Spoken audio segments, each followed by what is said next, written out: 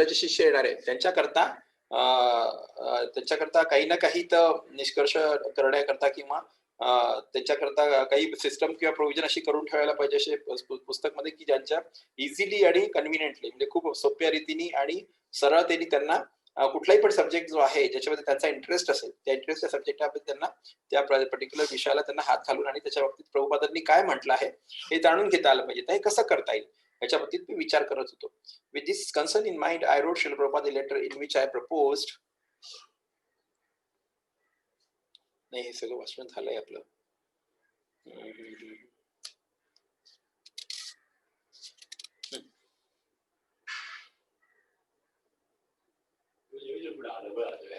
It therefore seemed natural that this next compilation I hope to produce one every year or so.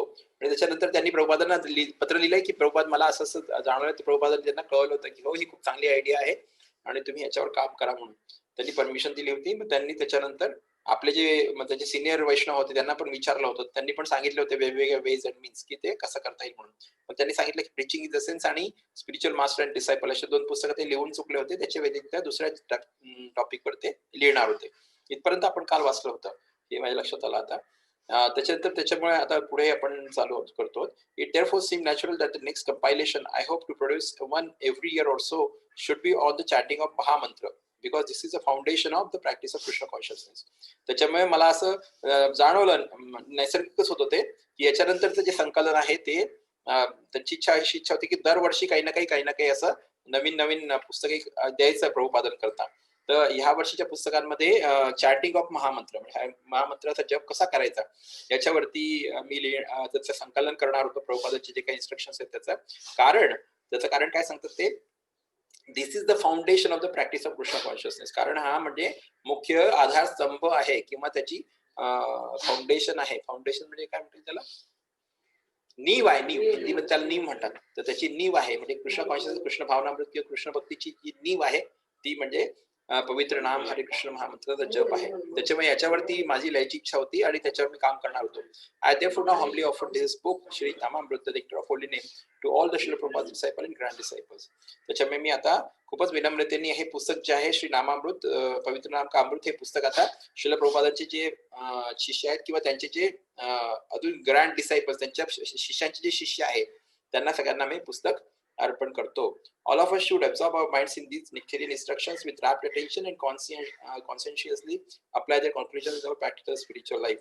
त्याच्यामध्ये पुढे काय सांगतात की आता आपण सगळ्यांनी याच्या गहन विचारात किंवा याच्या गहन अभ्यासात बुडून गेले पाहिजे आणि खूपच अटेंटिव्ह राहून आणि याचा अभ्यास केला पाहिजे आणि खूपच स्क्रुटिनायझिंगली म्हणजे सगळं जेवढ्या त्याच्यात इन्स्ट्रक्शन्स किंवा जेवढे निष्कर्ष त्याच्यात काढलेले आहेत प्रभुपादांनी ते सगळे निष्कर्ष आपले जे आध्यात्मिक जीवन आहे त्याच्यामध्ये आपण अप्लाय करण्याचा प्रयत्न केला पाहिजे असं ते म्हणतात की आपण त्याचा खूप स्क्रुटिनायझिंगली अभ्यास केला पाहिजे. सगळ्या जेवढे त्याच्या इन्स्ट्रक्शन्स आहेत किंवा त्याचे जे आदेश आहेत त्याची शिकवण आहे त्याचा आपण व्यवस्थित अभ्यास केला पाहिजे. त्याच्यामध्ये ऍब्झॉर्ब झालं पाहिजे आणि त्याच्यानंतर खूपच स्क्रुटिनायझिंगली म्हणजे एक व्यवस्थितपणे आपल्याला आपल्या आध्यात्मिक जीवनामध्ये त्याला कसं अप्लाय करता येईल त्याच्या बाबतीत विचार करून त्याला अप्लाय केला पाहिजे. By studying Srila Prabhupada's instructions on his most important of subjects, we will become fully convinced of the central importance of officeless chanting the holy name of Krishna in our endeavor for spiritual advancement. म्हणजे श्रील प्रभुपादांच्या ज्या वेगवेगळ्या आदेश आहेत किंवा जे काही instructions आहेत जे काही हा खूप महत्वाचा विषय आहे प्रभुपादांच्या हिशोबाने पण हा खूप महत्वाचा विषय आहे.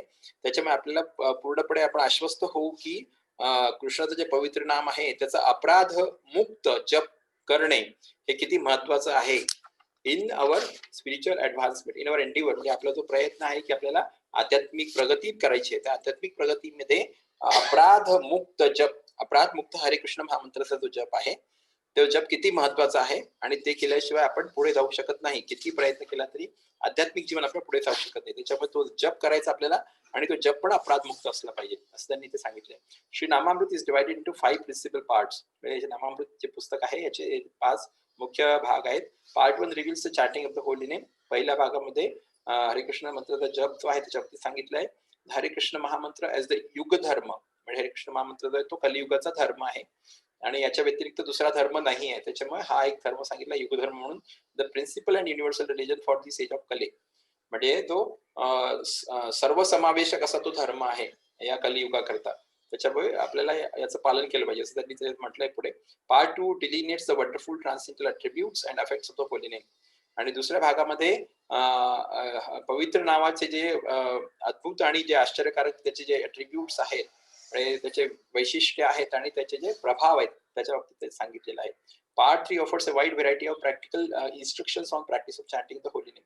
आणि तिसऱ्या भागामध्ये मग त्याच्या प्रॅक्टिकल काही याचे इन्स्ट्रक्शन्स आहेत की आपल्याला जॉब कसा इम्प्रूव्ह करता येईल. हॅलो अतुल, आवाज डिस्टर्बन्स येतो आवाजामध्ये, बरोबर येत नाही आवाज, खूप कटून राहिलाय. नाही पण आता येतोय हरिपोल? हा मला तर बिलकुल खूपच येतोय, पण असं खूप कटतोय म्हणजे मध्ये मध्ये. पूर्ण लाईन होत नाही. बाकीच्यांना येतोय का बरोबर हरिपोल? हा मला पण कटूनच येतोय, डिस्टर्ब होऊन राहिला. बरं ठीक आहे, मी इयरफोन बदलून पाहतो. हा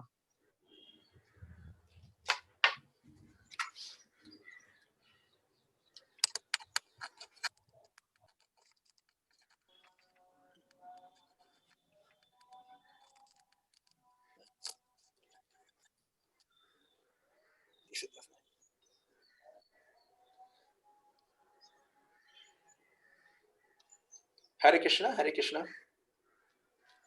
आता आलाय, थोडा चांगला आला. आता थोडा बरं आहे का आता? आता बरं आहे. थोडासा आता बोलशील तर कळेल. एकदम मधून बिलकुल खूपच कडक होता, मधल्या मधल्या खूपच शब्द सगळे गोल होऊन गेले एकदम, काही समजमध्ये नाही. बरं झालं पण सांगितलं ताई तू, कारण काय नाही तर उगीच मला वाटलं मी आधी बोलली नाही, थोडं 2-5 मिनिटं म्हटलं थांबा चुपचाप ऐकते, पण ते तर येतच नव्हतं. तर म्हटलं आता बोललं पाहिजे, नाही तर सगळं पुढे नाही बरोबर, अगदी बरोबर. चालेल. छान झालं, बरं. तर आता आपण पुढे सुरू करूया. Transcendental attributes and effects of the holy name, ते या दुसऱ्या भागात आहे. आणि तिसऱ्या भागामध्ये त्यांनी सांगितलं wide variety of practical instructions, म्हणजे ज्या काही त्याच्यावरती आपले दैनंदिन ज्या काही त्याच्यावरती इन्स्ट्रक्शन्स आहे की ते आपण कृष्णाचा जप जो आहे तो कसा चांगला करू शकतो, त्याच्या इन्स्ट्रक्शन्स तिसऱ्या भागात आहे. And part 4 deals with the necessity for propagating the holy name through out the human society. आणि चौथ्या भागामध्ये मग त्याचा आवश्यकता काय आहे की पवित्र नामाचा प्रचार आपल्याला पूर्ण मानव समाजामध्ये किंवा कशाला करणं आवश्यक आहे याच्या बाबतीत थोडंसं घेतलंय. Finally part 5 presents a variety of important instructions on the holy name not included in the other 4 sections. आणि शेवटी 5व्या भागामध्ये मग जे काही महत्वाचे अजून दुसरे आदेश आहेत जे की या 4 भागांमध्ये आले नाही, ते 5व्या भागामध्ये टाकलेत. असे याचे 5 भाग आहेत. With few exceptions I have not included general references to sankirtan that do not make specific reference to nama sankirtan. म्हणजे काही जर का एक्सेप्शन सोडले तर त्याच्या व्यतिरिक्त मी जनरल रेफरन्सेस असे काय संकीर्तनचे टाकलेले नाहीये, पण नाम संकीर्तनाच्या बाबतीत सगळ्यात जास्तीत जास्त सांगितलेलं आहे. The chanting of the holy name, म्हणजे पवित्र नामाचा जप करणे याच्या बाबतीत सगळ्यात जास्त त्याच्यात म्हटलेलं आहे. I have also decided not to include in this book the numerous descriptive narrations of chanting the holy name in Chaitanya lila as found in Shri Chaitanya Charitamrita. म्हणजे चैतन्य चरितामृत मध्ये जे काही सांगितलेलं आहे पवित्र नावाच्या जपाबाबतीत, ते पण याच्यात मी रिपीट केलेलं नाहीये असं ते म्हणतात. Such descriptions can be found easily enough through the indexes to the various volumes of Shri Chaitanya Charitamrita. आणि चैतन्य चरितामृत पुस्तकामध्ये जेव्हा आपण शोधू तेव्हा इझिली आपल्याला याचे रेफरन्सेस त्याच्यात सापडतील. I have decided thus to restrict this compilation to specific instructions about the holy name as such. त्याच्यामुळे मी हे जे पुस्तक आहे याच्यामध्ये स्पेसिफिकली याला म्हणजे हे केलं आहे, रिस्ट्रिक्ट केलं आहे की याच्यामध्ये ज्या महत्वाच्या सूचना आहे फक्त पवित्र नावाच्या जपाच्या, तेच मी याच्यात टाकायचा प्रयत्न केला आहे. At the end of the book one will find 2 helpful appendices. 2 appendix पण आहेत शेवटी. The first the collection of songs written by Shri Bhaktivinod Thakur. Bhaktivinod Thakur जे की आमचे आचार्य आहेत याच्या परंपरेचे, गुरु परंपरेचे, त्यांच्याद्वारे लिहिलेले जे वेगवेगळे बंगाली सॉंग्स आहेत त्याच्यामध्ये ते दिलेले आहेत. त्याचे म्हणजे अर्थ पण खूप सुंदर आहेत आणि एकदम सोपे आहेत आणि म्हणायला पण छान असं वाटतात ते. रोत्तमदास ठाकूर त्यांचे पण आहेत सॉंग्स, लोचनदास ठाकूर त्यांचे पण आहेत on the glories of holy name, म्हणजे जे की पवित्र नावाची जी लीला आहे त्याची स्तुती करण्याच्या दृष्टीने त्यांनी जे पण भजन लिहिले किंवा हे एक सॉंग्स लिहिले आहेत ते सगळे त्याच्यात इन्क्लूड केले. The second appendix list over 60 of the most important verses from Vedic and Vaishnava literature glorifying the holy name.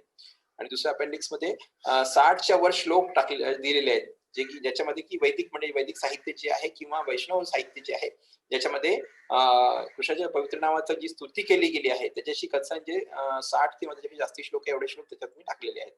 A few words of explanation concerning the system of compilation and organization used in this book as well as about some innovations are in order here. म्हणजे काही शब्द याच्यावरती की हे कसं मी compile केलं आहे, कसं त्याचं संकलन केलेलं आहे, आणि कसं ते पुस्तक तयार करण्यात आलं आहे त्याच्या बाबतीत कोणते कोणते इनोव्हेशन्स केले आहे ते इथे सांगितलेत खाली सांगितल्याप्रमाणे. In going systematically through Srila Prabhupada's books, whenever I come across a purport dealing with the subject at hand, I have relevant passages typed on an index card and then I title it. Generally, I include only one central topic per index card entry.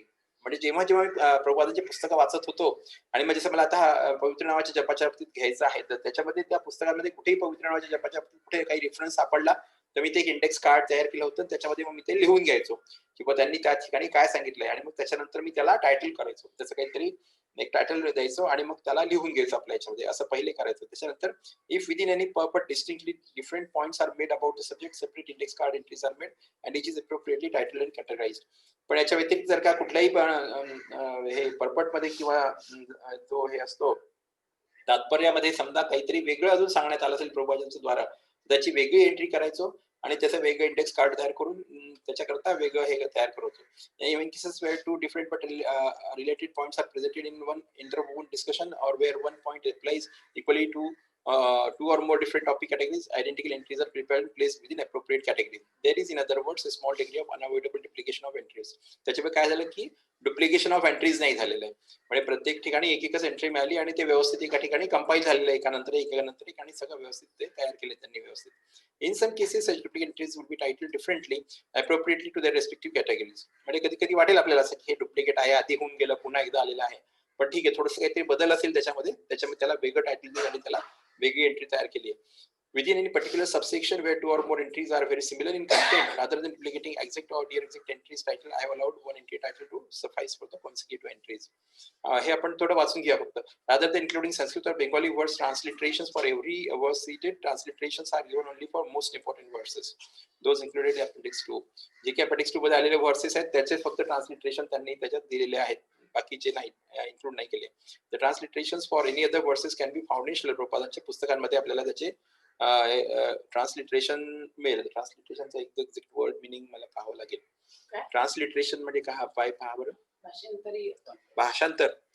Transliteration नाही translation आहे ते translation आहे हे transliteration म्हणून राहिले. When I have cited verses that appear in the original textual context in conversational form, I have indicated who the speaker and hearer are whenever possible.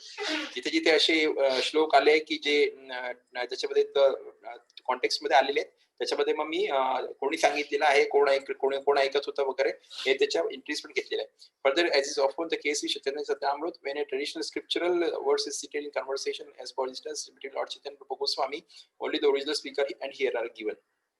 In closing, let me say that it is my humble and fervent hope that by careful studying, absorbing and implementing the nectarian instructions found within this volume, many sincere souls will feel renewed inspiration to take the holy name of Shri Krishna as their life and soul.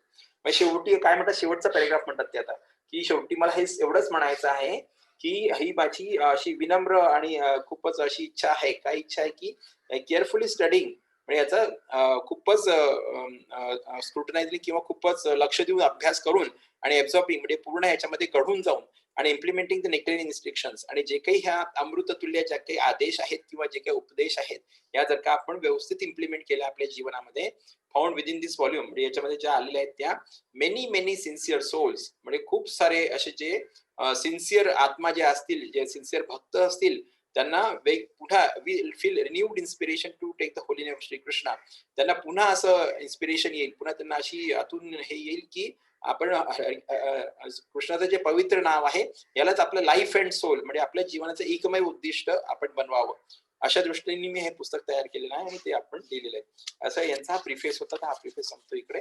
आता याच्यानंतर आपण introduction उद्यापासून सुरू करू.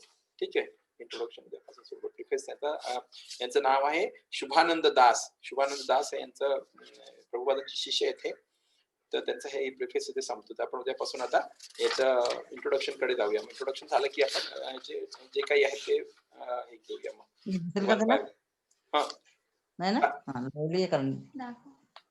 हा हरे कृष्ण आवाज येतोय का ताई बरोबर. हरे कृष्ण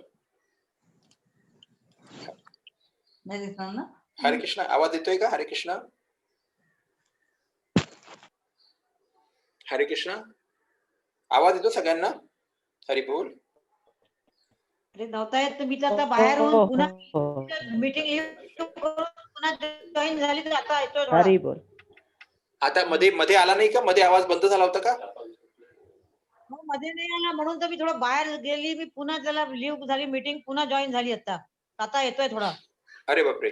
अरे असं कसं होऊन राहिलं पण आज ते आवाजाचा काही हे आहे, जरा प्रॉब्लेम येतोय मला काही वाटतं. हे भगवता कृष्ण। हम्म. तो ऐसा करते हैं हम लोग फिर एक बार अपने जो क्या कहना चाहिए उनको नरसिंहदेव भगवान से एक बार प्रार्थना कर लेते हैं कि जो भी हमारे भक्ति में विघ्न आ रहे हैं उसके लिए सब विघ्न दूर करें और सभी भक्तों को अच्छे से भक्ति में प्रवृत्त करें। इसके लिए हम एक बार हरे कृष्ण मंत्र का जाप करेंगे। हरे कृष्णा कृष्णा कृष्णा हरे हरे, हरे राम राम राम हरे हरे, हरे कृष्णा। कारण काय की आपला शेवटचा जो आश्रय आहे ते कृष्ण आहे, कृष्णाच्या व्यतिरिक्त नाही आहे। तो फोटो आई म्हणाली इकडे घेऊन ये, म्हणजे तिकडचा फोटो इकडे आणावा लागेल, फोटो घेऊन येऊ चालेल, मग पुन्हा तिकडे नेऊन ठेवत जाऊ, रोज घेऊन येऊन तिकडे पण नेऊन ठेवत जाऊ, काही प्रॉब्लेम नाही। मग तो फोटो इथे राहील तर आपल्याला अजून प्रॉब्लेम नाही होणार सगळ्या भक्तांना, कारण इतके आणि सगळेजण ऐकायला आलेले असतात, मग डिस्टर्ब झालं की चांगलं नाही वाटत। पण ठीक आहे, आपण कृष्णाला विनंती करूया, तुम्ही पण सगळेजण विनंती करत राहा की जे काही ते विघ्न सगळे दूर करा। आम्हाला सगळ्यांना ऐकायची इच्छा आहे, त्याच्यामुळे आम्हाला सगळ्यात लवकरात लवकर भक्तीमध्ये विलीन होऊन जायचंय, एब्सॉर्ब होऊन जायचंय, तल्लीन व्हायचंय। माताजी प्रभूजी हरी बोल हरी बोल। आता दुसरा श्लोक आपण घेऊया। काल आपला पहिला श्लोक संपला होता, आता आपण दुसरा श्लोक घेतो आहोत। हा श्लोक मी आता वाचतो। धर्म प्रोजित कैतव अत्र परमो निर्मत्सराणां सतां वेद्यं वास्तव मंत्रवस्तु शिवदं तापत्रयोन्मूलनम् श्रीमद्भागवते महामुनि कृते किं वा परैरीश्वरः सद्यो हृदयवरुध्यते अत्र कृतिभिः शुश्रूषुभिस्तत्क्षणात् धर्म प्रोजित कैतवो अत्र परमो निर्मत्सराणां सतां वेद्यं वास्तव मंत्रवस्तु शिवदं तापत्रयोन्मूलनम् श्रीमद्भागवते महामुनि कृते किं वा परैरीश्वरः सद्यो हृदयवरुध्यते अत्र कृतिभिः शुश्रूषुभिस्तत्क्षणात् धर्मः प्रोजित कैतवो अत्र परमो निर्मत्सराणां सतां वेद्यं वास्तव मंत्रवस्तु शिवदं तापत्रयोन्मूलनम् श्रीमद्भागवते महामुनि कृते किं वा परैरीश्वरः सद्यो हृदयवरुध्यते अत्र कृतिभिः शुश्रूषुभिस्तत्क्षणात्। हरि बोल। आता आपण याचा मीनिंग घेऊया। धर्म रिलिजिओसिटी, प्रोजित completely rejected, कैतवः covered by futile intentions, अत्र herein, परमः the highest, निर्मत्सराणाम of the 100% pure in heart, satam devotees, vedyam understandable, vastavam factual, atra herein, vastu substance, shivadam well-being, tapa tapatraya threefold miseries, unmoolanam causing uprooting of, Srimad beautiful, Bhagavate the Bhagavad Puran, Mahamuni the great sage Vyasadev, Krute having compiled, Kim what is, Va the need, Parai others, Ishvaraha the supreme Lord, Sadhyaha at once, Rudi within the heart, Avarudhyate become compact, Atra herein, Krutibhihi by the pious men, Shushrubhihi by culture, Tat Kshanat without delay. Translation by His Divine Grace, Abhay Charanav Dr. Shri Prabhupada ki jai. अनुवाद श्रील प्रभुपाद जी के द्वारा श्री प्रभुपाद जी की जय। Completely rejecting all religious activities which are materially motivated, this Bhagavad Puran propounds the highest truth which is understandable by those devotees who are fully pure in heart. म्हणजे completely rejecting all religious activities, म्हणजे पूर्णपणे नाकारणं, पूर्णपणे नाकारायचंय। काय नाकारायचं आहे? सगळे जेवढे धार्मिक कृत्य आहे, सगळे जेवढे धार्मिक कृत्य आहे ते पूर्णपणे नाकारायचे आहेत। पण आता हे धार्मिक कृत्य कोणते? विचार मटेरियली मोटिवेटेड, म्हणजे ज्याच्यामध्ये भौतिक दृष्टीने जे प्रेरित आहेत की मला त्याच्यातून काहीतरी भौतिक मिळालं पाहिजे, असं काहीतरी मी धार्मिक कृत्य करतो आहे, किंवा मी हे केल्याने मग मला जसं म्हणतात ना की मला ज्ञान प्राप्त होईल, सरस्वतीचा पूजन केल्याने ज्ञान प्राप्त होईल, त्याच्यानंतर गणपतीचं केल्याने सगळे विघ्न नाश होतील, असं जे सांगतात। म्हणजे ह्या ज्या गोष्टी आहेत, म्हणजे भौतिक जगतातल्या ज्या गोष्टीशी संबंधित जे काही धार्मिक कृत्य आहे ते सगळे धार्मिक कृत्य पूर्णपणे नाकारले तिथे। दिस भागवत पुराण propounds the highest truth. हे जे भागवत पुराण आहे, म्हणजे श्रीमद भागवतम आहे, हे काय प्रस्ताव करते? हायेस्ट ट्रूथ, म्हणजे परमोच्च सत्य जे आहे त्याचा हे प्रस्ताव करते, which is understandable by those devotees who are fully pure in heart. आणि हे तेच जे भक्त आहे समजू शकतात जे की त्यांच्या हृदयामध्ये पूर्णपणे शुद्ध झालेले आहेत, बरोबर आहे की नाही? कारण हे शुद्ध झालेले आहेत म्हणून त्यांच्यामध्ये भौतिक कल्मश बिलकुल नाहीये. भौतिक कल्मश नाहीये म्हणून त्यांना याच्या धार्मिक कृत्य जे भौतिक अचिव्हमेंट्स करता केले जातात त्यांच्यावर त्यांची आसक्ती नाहीये किंवा त्यांच्या मनात त्याच्या बाबतीत काही हेच नाहीये, नाही आपल्याला ते काही करायची गरज नाही, हे त्यांना 100% कळलेलं आहे आणि म्हणूनच तेच लोक याला पूर्णपणे व्यवस्थित समजून घेऊ शकतात. The highest truth is reality distinguished from illusion for the welfare of all. आणि जे हायेस्ट ट्रूथ आहे म्हणजे परमोच्च सत्य जे आहे ही एक प्रकारची शाश्वत सत्यता आहे आणि ती इल्युजन म्हणजे भ्रम किंवा माया याच्यापासून ती फार वेगळी आहे. आणि हे जे परमोच्च सत्य आहे हे सगळ्यांच्या कल्याणाकरता आहे. सगळ्यांचं कल्याण होणार आहे. जन्म मृत्यू जरा व्याधीच्या बाहेर पडणार आहे म्हणजे सगळ्यांचं कल्याण होणार आहे आणि ते सगळ्यात उच्च कल्याण आहे. त्याच्यापेक्षा उच्च कल्याण किंवा त्याच्यापेक्षा हायेस्ट वेलफेअर ऍक्टिव्हिटी अजून याच्यापेक्षा अजून दुसरं कोणी कल्याण काही करू शकत नाही. हे सगळ्यात शेवटचं कल्याण. जन्म मृत्यू जरा व्याधीच्या बाहेर जो पडतो आहे त्याच्या पुढे त्याला काही नकोय. मग त्याचा भौतिक जगताशी संबंधच तुटून गेलाय. त्याच्यामुळे त्याला कल्याण वगैरे त्याच्या पुढे काही नाही. ते संपलं त्याचं. Such truth approves the threefold mysteries. आणि असं जे सत्य आहे हे जे सर्वोच्च सत्य आहे हे आपले जे त्रय ताप जे आहेत आध्यात्मिक, अधिभौतिक आणि अधिदैविक हे जे 3 ताप आहे यांचा पण सर्व मुळापासून उपटून त्याचा नाश करतो. हे जे सर्वोच्च सत्य आहे ते. This beautiful Bhagavatam compiled by the great sage Vyasadeva in his maturity is sufficient in itself for God realization. आणि हे जे सुंदर जे भागवतम जे आहे सुंदर हे त्यांचे व्यासदेव जे होते त्यांच्या परिपक्वतेच्या अवस्थेमध्ये म्हणजे त्यांचं जे आध्यात्मिक ज्ञान होतं त्याच्या परिपक्वतेच्या अवस्थेमध्ये त्यांनी याचं संकलन केलेलं आहे आणि हे स्वतःमध्ये पुरेसं आहे, भरपूर आहे. म्हणजे ईश्वर प्राप्ती करता म्हणजे ईश्वरापर्यंत पोहोचण्याकरता किंवा ईश्वर प्राप्ती करता हे सफिशियंट आहे. त्याच्यापेक्षा दुसरं वेगळं काही घ्यायची गरज नाही. What is the need of any other scripture. मग असं असल्यानंतर अजून कुठल्या दुसऱ्या ग्रंथाची किंवा दुसऱ्या अजून कुठल्या याची काय गरज आहे? काहीच गरज नाही. As soon as one attentively and submissively hears the message of Bhagavatam. म्हणजे जसं कोणी पण सावधतेने आणि लक्ष देऊन खूपच आणि नम्रपणे श्रीमद भागवतमचा जो उपदेश आहे किंवा तो उपदेश तो श्रवण करतो, by this culture of knowledge the supreme lord is established within his heart. आणि असं आपण जर का केलं की सावधतेने, लक्षतेने आणि नम्रपणे जर का आपण भागवतम ऐकलं तर असं जे ज्ञान प्राप्ती आपण करून घेत असतो, असं जे ज्ञान प्राप्त करतो त्याच्याद्वारे परमपुरुषोत्तम भगवान श्रीकृष्ण स्वतः आपल्या हृदयामध्ये स्थित होतात.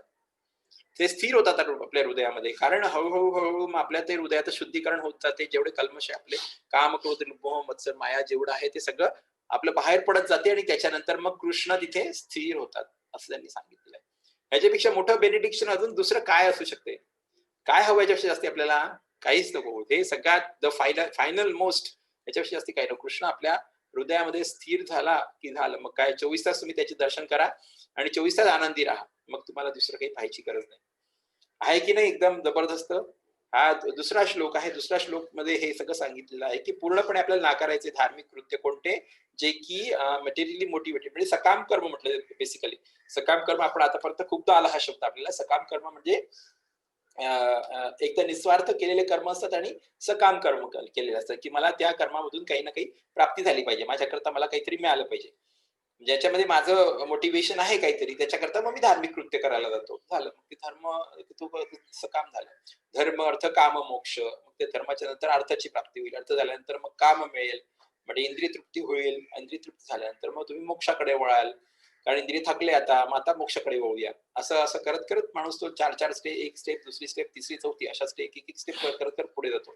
पण श्रीमद भागवतमचं तसं नाहीये. श्रीमद भागवतम सरळ ह्या 4 स्टेप बायपास करून सरळ 5व्या स्टेपवर कृष्णाच्या भक्तीवरच नेऊन ठेवतोय आपल्याला. डायरेक्ट धर्म, अर्थ, काम, मोक्षाची काही गरज नाहीये.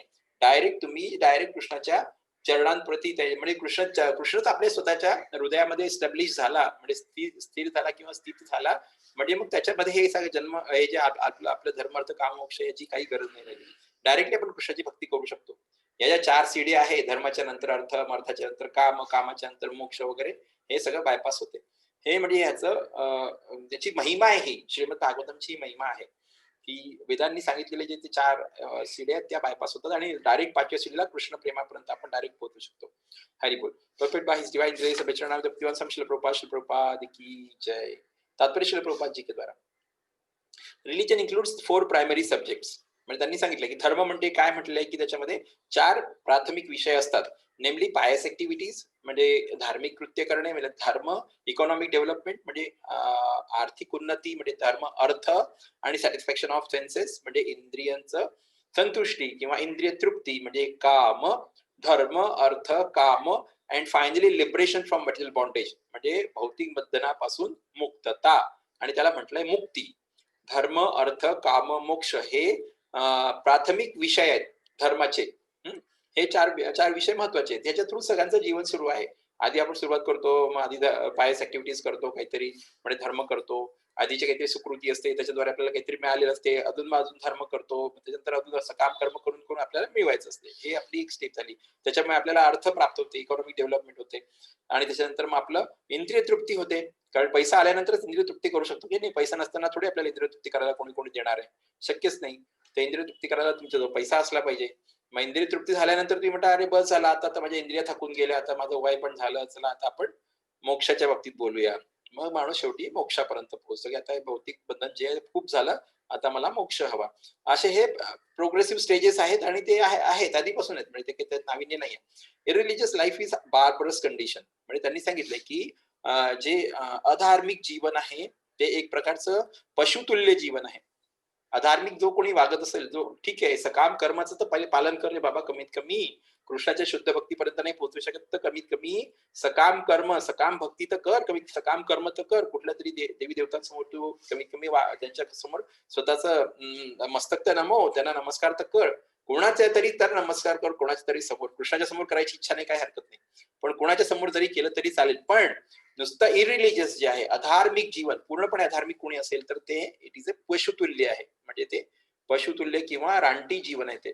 म्हणून धर्म हा आपल्या आयुष्यात असणं फार आवश्यक आहे. Indeed human life begins Wien religion begins, म्हणजे त्यांनी सांगितलेलं आहे की माणसाचं जीवन तेव्हा सुरू होते जेव्हा धर्म त्याच्या आयुष्यात येतो. धर्म जोपर्यंत नाही तोपर्यंत तो म्हणजे रानटी जीवन किंवा पशुतुल्य जीवनच जगून राहिलाय. पुढे अजून सांगतात ते eating, sleeping, fearing and mating. Eating म्हणजे खाणे, स्लीपिंग म्हणजे झोपणे, फिअरिंग म्हणजे घाबरणे, आणि मेटिंग म्हणजे आपली प्रजा उत्पन्न करणे. असे हे चार हे सांगितलेले आहेत. Eating, sleeping, fearing and mating. Eating म्हणजे खाणे, स्लीपिंग म्हणजे झोपणे, फिअरिंग म्हणजे घाबरणे, eating, sleeping, mating and defending. Mating म्हणजे आपली प्रजा उत्पन्न करणे. हे चार are the 4 principles of animal life, म्हणजे जनावरांचं जे जीवन आहे त्याचे हे तीन तीन सिद्धांत आहेत. हे चार सिद्धांत आहे. म्हणजे झोपणे, खाणे आणि घाबरणे किंवा स्वतःची सुरक्षा करणे, आणि चौथं म्हणजे आपली प्रजा उत्पन्न करणे. बस या चार याच्यावरच जनावरांचं जीवन सुरू आहे. These are common both to animals and human beings. हे कॉमन आहेत, म्हणजे माणसामध्ये हे असते आणि जनावरांमध्येही असते. But religion is the extra function of human being. पण जो धर्म आहे तो माणसाच्या बाबतीतचा असलेला एक एडिशनल असं कर्तव्य किंवा कार्य आहे त्याचं, जो की माणूस करू शकतो पण जनावर नाही करू शकत. जनावरांना कुठला धर्म नाहीये, त्यांना फक्त बस इटिंग, स्लीपिंग, मेटिंग आणि डिफेंडिंग आहे. इटिंग, स्लीपिंग, फिअरिंग आणि मेटिंग आहे, बस एवढंच त्यांना आहे. पण माणसाला एडिशनल एक एक्स्ट्रा फंक्शन सांगितलंय की हे एक्स्ट्रा फंक्शन म्हणजे तुझा धर्म, हा धर्म तुला पालन करायचं.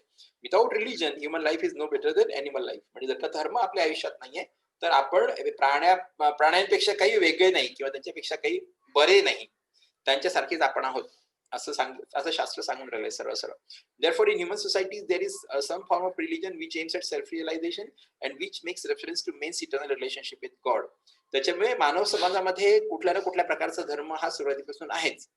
सुरुवातीपासून आहे धर्म हा आहेच, ज्याचा की उद्देश काय आहे की आत्मसाक्षात्कार माणसाने करावा, आणि जे की माणसं, आणि दुसरं म्हणजे त्याच्यामध्ये कशाचा संदर्भ आहे की माणसाचा जो शाश्वत संबंध आहे ईश्वरासोबत, त्या शाश्वत संबंधाकडे याच्यावरती म्हणजे भर दिलेला आहे. एक तर आपल्या आत्मसाक्षात्काराकडे त्याचा कल असला पाहिजे त्या धर्माचा, आणि दुसरं म्हणजे आपला ईश्वरासोबत जो शाश्वत संबंध आहे त्याचा संदर्भ असला पाहिजे, तर त्याला त्यांनी धर्म म्हटलेला आहे.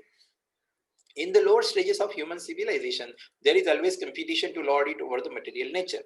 म्हणजे जे निम्न स्तर आहेत माणसाच्या, माणसाची जी सभ्यता आहे त्याच्या अस्तित्वाचे जे निम्न स्तर आहेत, म्हणजे जेव्हा माणूस गुफेमध्ये राहायचा किंवा दगडांनी फोडून किंवा कच्चं मांस खायचा, तर ही जी स्थिती आहे तर त्या स्टेजेस मध्ये किंवा अजूनही असभ्य माणसं अजूनही आहेत. भले अमेरिकेमध्ये किंवा भारतामध्ये आपली एवढी सभ्यता चांगली झाली किंवा सिव्हिलायझेशन आहे, पण तिकडे समजा पाहिलं साऊथ अमेरिका वगैरे, चिली वगैरे तिकडच्या साईडला तर अजूनही ते लोअर स्टेजेसला निम्न स्तरावरती त्यांची सभ्यता आहे. There is always competition to lord it over the material nature. म्हणजे ह्या स्थितीमध्ये काय असते की प्रतिस्पर्धा असते की मला भौतिक प्रकृती जी आहे तिच्यावरती हे गाजवायचं आहे, म्हणजे आपलं त्याच्यावरती हे सिद्ध करायचंय, काय म्हणतात त्याला, वर्चस्व सिद्ध करायचं, ही प्रतिस्पर्धा असते. प्रत्येक जण तसं करण्याचा प्रयत्न करतो की पहा मी करू शकतो, तो म्हणतो नाही मी करू शकतो, तो म्हणतो नाही मी करू शकतो. मग ते आपसातच भांडतात आणि मग स्वतः आपसात म्हणून स्वतः मरून जातात. असे काहीतरी विचित्र प्रकार असतात ते. Or in other words there is continuous rivalry to satisfy the senses. म्हणजे एक दुसऱ्या शब्दात सांगायचं झालं तर म्हणजे सतत स्पर्धा आहे की माझी इंद्रिय तृप्ती दुसऱ्याच्या पेक्षा जास्ती झाली पाहिजे. तो म्हणतो नाही माझी इंद्रिय तृप्ती तुझ्यापेक्षा जास्ती झाली पाहिजे. नहीं नहीं नहीं, तुझ्यापेक्षा जास्त इंद्रिय तृप्ती माझी झाली पाहिजे. मेरे घर में डनलप का गद्दा है, नहीं मेरे घर में 2 डनलप के गद्दे हैं. ठीक है भाई, मेरे घर में तो क्या फिर वो एसी भी लगा हुआ है. ठीक है, वो चलता जागा. अशा प्रकारे ती कॉम्पिटिशन असते. तुझ्यापेक्षा माझी इंद्रिय तृप्ती जास्ती असली पाहिजे, त्याच्याकरता आपसात ही प्रतिस्पर्धा जन्मजन्मांतरापासून सुरू आहे. Driven by such consciousness man turns to religion. आणि मग अशी जी चेतना असते की ज्याच्यामध्ये जास्तीत जास्त आपली इंद्रिय तृप्ती करून घ्यायची आहे, त्याच्यामुळे मग माणूस धर्माकडे वळतो. त्याला धर्माची आठवण होते, हा आता मला धर्म करायला हवा, कारण आता मी स्वतःच्या पुरुषार्थावर काही करू शकून नाही राहिलो, मग आता धर्म हवा, धर्माकडे तो वळतो. ही दस performs pious activities or religious functions in order to gain something material. मग त्याच्यानंतर तो धार्मिक कृत्य करतो किंवा काही पुण्य कर्म करतो किंवा धार्मिक फंक्शन करतो काहीतरी की त्याला भौतिक काहीतरी प्राप्त झालं पाहिजे. But if such material gains are obtainable in other ways then so called religion is neglected. पण आता ही महत्वाची गोष्ट आहे, आजकालच्या आधुनिक काळात काय झालेलं आहे की म्हणजे माणसाला जे प्राप्त करायचं आहे, इंद्रिय तृप्ती प्राप्त करायची आहे, त्याच्याकरता त्याच्याजवळ दुसरे खूप सारे मार्ग आहेत. त्याच्यामुळे मग धर्माकडे त्याचं दुर्लक्ष होते. धर्म करायची गरज नाही, आता एवढे पगारच एवढे वाढलेले आहेत, पैसाच खूप मिळून राहिलेला आहे, त्याच्यानंतर भ्रष्टाचार करून पैसा मिळवता येतो, तर पैसा कसा आल्यानंतर इंद्रिय तृप्ती होणारच आहे. मग धर्माची काय गरज आहे? लोकांनी धर्म दिला सोडून, गेला खड्ड्यात, काही करायची गरज नाही, धर्म सोडून दिला पूर्णपणे. म्हणजे काय वाक्य काय, but if such material gains, म्हणजे असे जे भौतिक प्राप्ती आहे किंवा भौतिक जे प्रॉफिट्स आहेत are obtainable in other ways, म्हणजे दुसऱ्या मार्गांनी जर काही प्राप्त करता येत असेल, then the so called religion is neglected. हा जो आपला तथाकथित जो धर्म आहे याच्याकडे आपण दुर्लक्ष करतो, नेग्लेक्ट करतो त्याला. This is the situation in modern civilisation. म्हणजे ही जी आहे आधुनिक सभ्यता जी आहे ती या परिस्थितीमध्ये आली आहे आता, की त्यांना दुसरीकडनं इंद्रिय तृप्ती खूप चांगली होऊन राहिली आहे, त्याच्यामुळे त्यांना धर्माची गरज नाही आहे. इव्हन भारतात पाहायला गेलं तरी धर्माची गरज नाहीये लोकांना. Main is thriving economically. माणसाजवळ खूप खूप पैसा आलेला आहे, पैशाची त्याच्यामध्ये काही कमी नाही राहिलेली आहे. So at present he is not very interested in religion. आणि त्याच्यामुळे तो आजच्या परिस्थितीमध्ये ह्या धर्म वगैरे करण्यामध्ये काही इंटरेस्ट नहीं है, छोड़ो टाइम पास है, कुछ फायदा नहीं होता इससे. तो ऐसा कोई होता है क्या, मूर्ति के सामने हाथ जोड़ के खड़े हो जाओ तो कुछ मिलता है क्या? कुछ नहीं मिलता. काही फायदा नाही आहे, उगीच वेळ वाया घालवणं आहे, सोडा. इस तरह से रिलीजन धर्म त्यांनी नेग्लेक्ट करायला सुरुवात केली. Churches, mosque and temples are now practically vacant.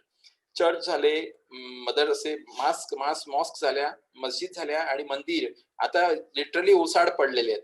लोक जायला तयार नाही. Men are more interested in factories, shops and cinemas than in religious places which वर इरेक्टेड बाय देअर फोरफादर्स. म्हणजे माणसं जे आहे ते जास्तीत जास्त त्यांचा इंटरेस्ट कशामध्ये आहे, तर फॅक्टरीमध्ये किंवा वेगवेगळे मोठे मोठे दुकानं आहे किंवा मॉल आहे, सिनेमा आहे, याच्यामध्ये जायला त्यांना फार आवडते. तिथे घंटो वाया घालायला आवडतात. पण धार्मिक ठिकाणी जायचं म्हटलं तर काही गरज नाही. आणि हे धार्मिक ठिकाणं त्यांचे जे पूर्वज होते, वंशज होते, त्यांनी ते उभे केलेले आहेत, पण तरी त्याच्यामध्ये त्यांची आता काही रुची राहिलेली नाहीये. This practically proves that religion is perform for some economic gains. आणि हे डायरेक्टली दाखवते, डायरेक्टली आपल्याला दिसून राहिले, सिद्ध होते की धर्म जो आहे तो कुठल्या तरी आर्थिक प्रगती करता किंवा आर्थिक याच्याकरता, आर्थिक फायद्याकरता धर्म केला जातो. आता लोकांजवळ आर्थिक स्थिती चांगली झाली आहे, सदृढ झाली आहे, भरभराटी आहे लोकांना, त्याच्यामुळे त्यांना धर्माची गरज नाहीये. धर्म त्यांनी टाकून दिला बाजूला, गेला डस्टबिन मध्ये धर्म. Economic gains are needed for sense gratification. म्हणजे आर्थिक उन्नती पाहिजे आपल्याला, की आपली इंद्रिय तृप्ती चांगली झाली पाहिजे. म्हणजे माझ्याकडे चांगले पैसे आले की माझं चांगलं घर होईल, मग चांगल्या घरामध्ये मोठे मोठे रूम राहतील, मग चांगले चांगले टाईल्स येतील, एक एसी राहतील, मग त्याच्यानंतर अजून मग माझी मोठी गाडी येईल. मग सगळे लोक त्या गाडी पाहिले तर अरे बापरे एवढी मोठी गाडी आहे. त्याच्यामुळे माझा फॉल्स इगो जो आहे, म्हणजे तो फॉल्स इगो तुष्ट झाला पाहिजे ना. म्हणजे फॉल्स इगो आता हिंदीमध्ये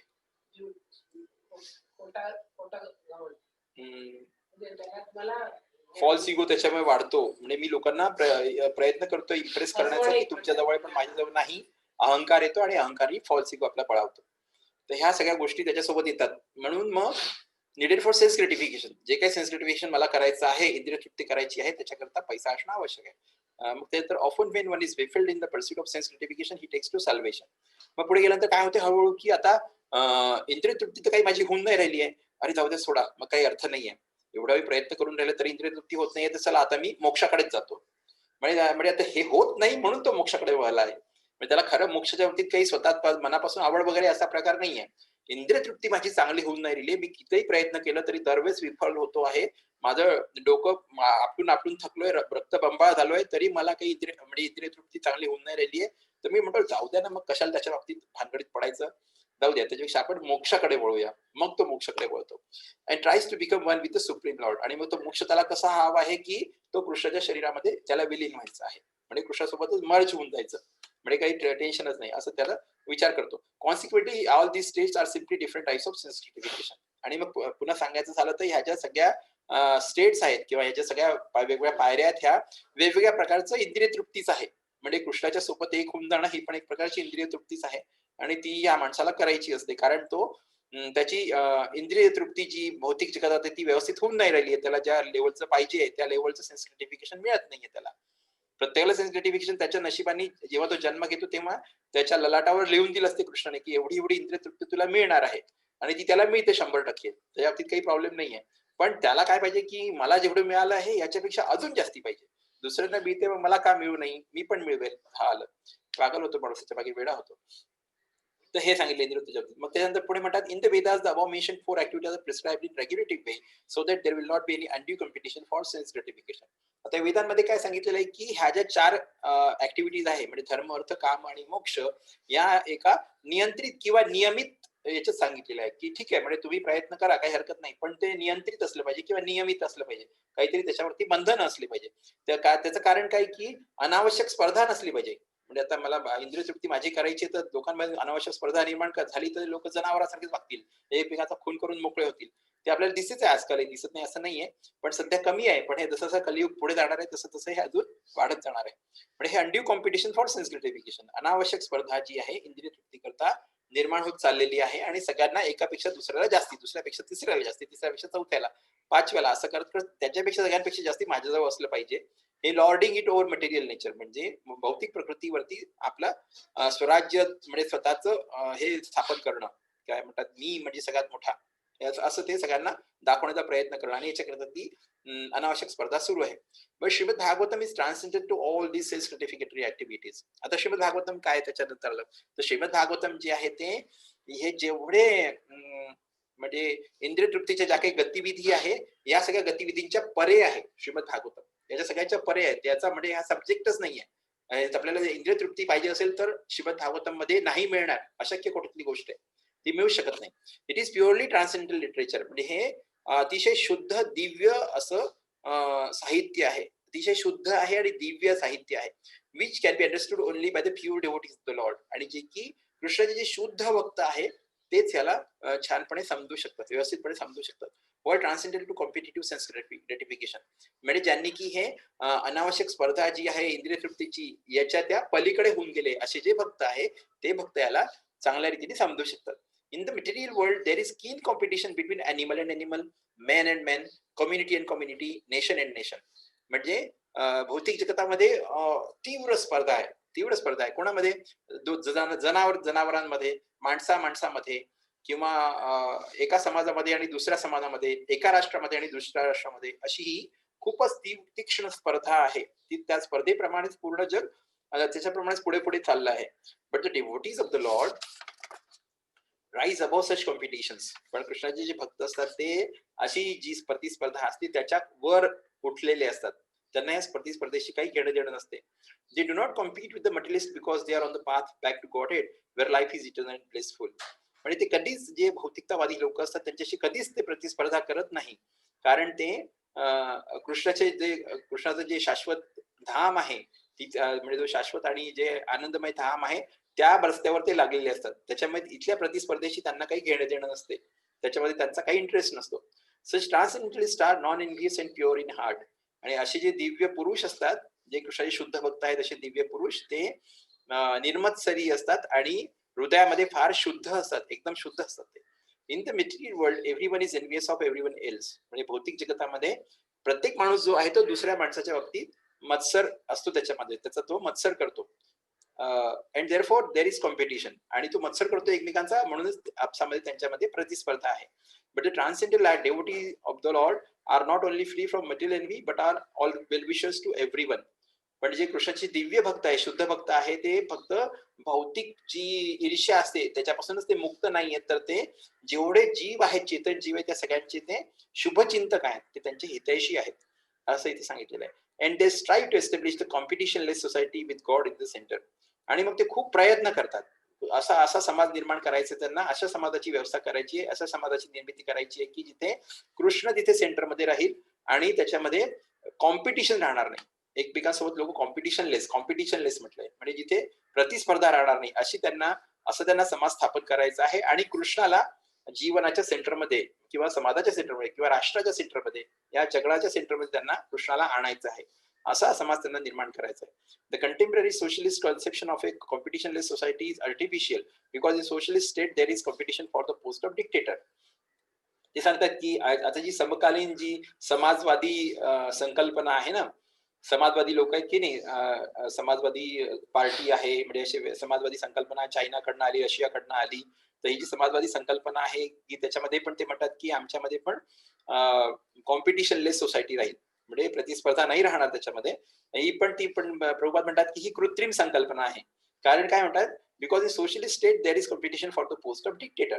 म्हणजे सोशलिस्ट स्टेट जो आहे, म्हणजे जो सामाजिक दृष्टीने चालणारं जो राज्य आहे किंवा देश आहे, त्या देशामध्ये स्पर्धा राहील, पण ती स्पर्धा कोणत्या माणसाकरता, डिक्टेटर, म्हणजे त्याचा जो सगळ्यात मोठा शासक राहील, त्या शासकाच्या पोस्ट करता त्याच्याकरता कॉम्पिटिशन राहील. लोक त्याच्याकरता एकमेकांना मारून टाकतील, मला डिक्टेटर व्हायचंय, आणि अशा प्रकारे ते एकमेकांना हे करतील. From the viewpoint of the Vedas or from the viewpoint of the common human activities, self gratification is the basis of material life. म्हणजे वेदांच्या दृष्टीने पाहायचं झालं किंवा सामान्य माणसाच्या दृष्टीने पाहायचं झालं तर इंद्रिय तृप्ती जी आहे ही भौतिक जीवनाचा मूळ आधार आहे. भौतिक इंद्रिय तृप्ती आपली काही सुटू शकत नाही, कारण भौतिक जीवन जोपर्यंत आहे त्याचा तो आधार आहे, असं त्यांनी सांगितलं. There are 3 paths mentioned in the Vedas. तर वेदांमध्ये 3 मार्ग सांगितलेले आहेत. One involves fruitive activities to get promotion to better planets. पहिली जी आहे ती सकाम कर्म सांगते, आणि हे सकाम कर्म केल्यामुळे जे उच्च स्तरावरचे जे ग्रह किंवा लोक आहेत, जसं की स्वर्गलोक, जनलोक, तपलोक, महारलोक, ब्रह्मलोक, या लोकांमध्ये जाऊन आपण तिथे जास्ती चांगली इंद्रिय तृप्ती करू शकतो, आपलं जीवन जास्ती मोठं होईल आणि त्याच्यामुळे आपल्याला जास्ती इंद्रिय तृप्ती करायला मिळेल. तर म्हणजे सकाम कर्म केल्याने आपल्याला हे वरचे जे लोक आहेत तिथे आपल्याला प्रमोशन मिळेल आणि तिथे जाऊन आपण वास करू शकतो. पण तिथे जेव्हा आपलं पुण्यकर्म संपेल तेव्हा धाडकन पुन्हा आपण पृथ्वीवरच येणार आहे, कारण जे काही पृथ्वीवर आहे तिथेच आपल्याला सगळ्या ऍक्टिव्हिटी करायच्या. हे जे कर्म करायचे असतात, कर्माचे फळ भोगण्याकरता आपण वर किंवा खाली जातो, पण जेव्हा पुन्हा कर्म करायचे असतात तेव्हा पुन्हा आपल्याला पृथ्वीवर यावंच लागणार आहे. त्याच्यामुळे हे टेम्पररी आहे. जोपर्यंत तुमचे सकाम कर्म आहे, तोपर्यंत पुण्यकर्म आपल्याजवळ आहेत, तोपर्यंत आपण आहे वरच्या लोकांवर, स्वर्ग लोकांमध्ये, महालोक, तपलोक, जनलोक किंवा ब्रह्म लोकांमध्ये जाऊ शकतो. पण तुमचे पुण्यकर्म संपले की धाडकन पृथ्वीवर आपटलेच तुम्ही, त्याला काही विचारूच नका, पटकन आपटून पुन्हा सुरू करा, मग शून्यापासून पुन्हा सुरुवात करा. हे असते. Another involves worshipping different demigods for promotion to the planets of the demigods. आणि दुसरा जो मार्ग आहे तो काय आहे की वेगवेगळ्या प्रकारचे जे देवी देवता आहेत त्या देवी देवतांची पूजा करायची, त्यांची आराधना, त्यांची अर्चना करायची, आणि ती कशा करता करायची की त्यांचे जे काही प्लॅनेट्स असतील, म्हणजे त्यांची जिथे वास असेल त्या देवी देवतांच्या ग्रहांपर्यंत स्वतः जायचं आणि त्यांच्यासोबत तिथे वास करायचा, असा दुसरा मार्ग आहे हा. And another involves realising the absolute truth and his impersonal feature and becoming one with him. आणि तिसरा जो मार्ग आहे तो आहे परमसत्य जो आहे त्याची अनुभूती करून घ्यायची, आणि त्याचं जे निराकार स्वरूप आहे, निराकार वैशिष्ट्य, निराकार स्वरूप आहे त्याच्या बाबतीत जाणून आणि त्याच्यासोबत एकाकार व्हायचं, असा हा तिसरा मार्ग आहे.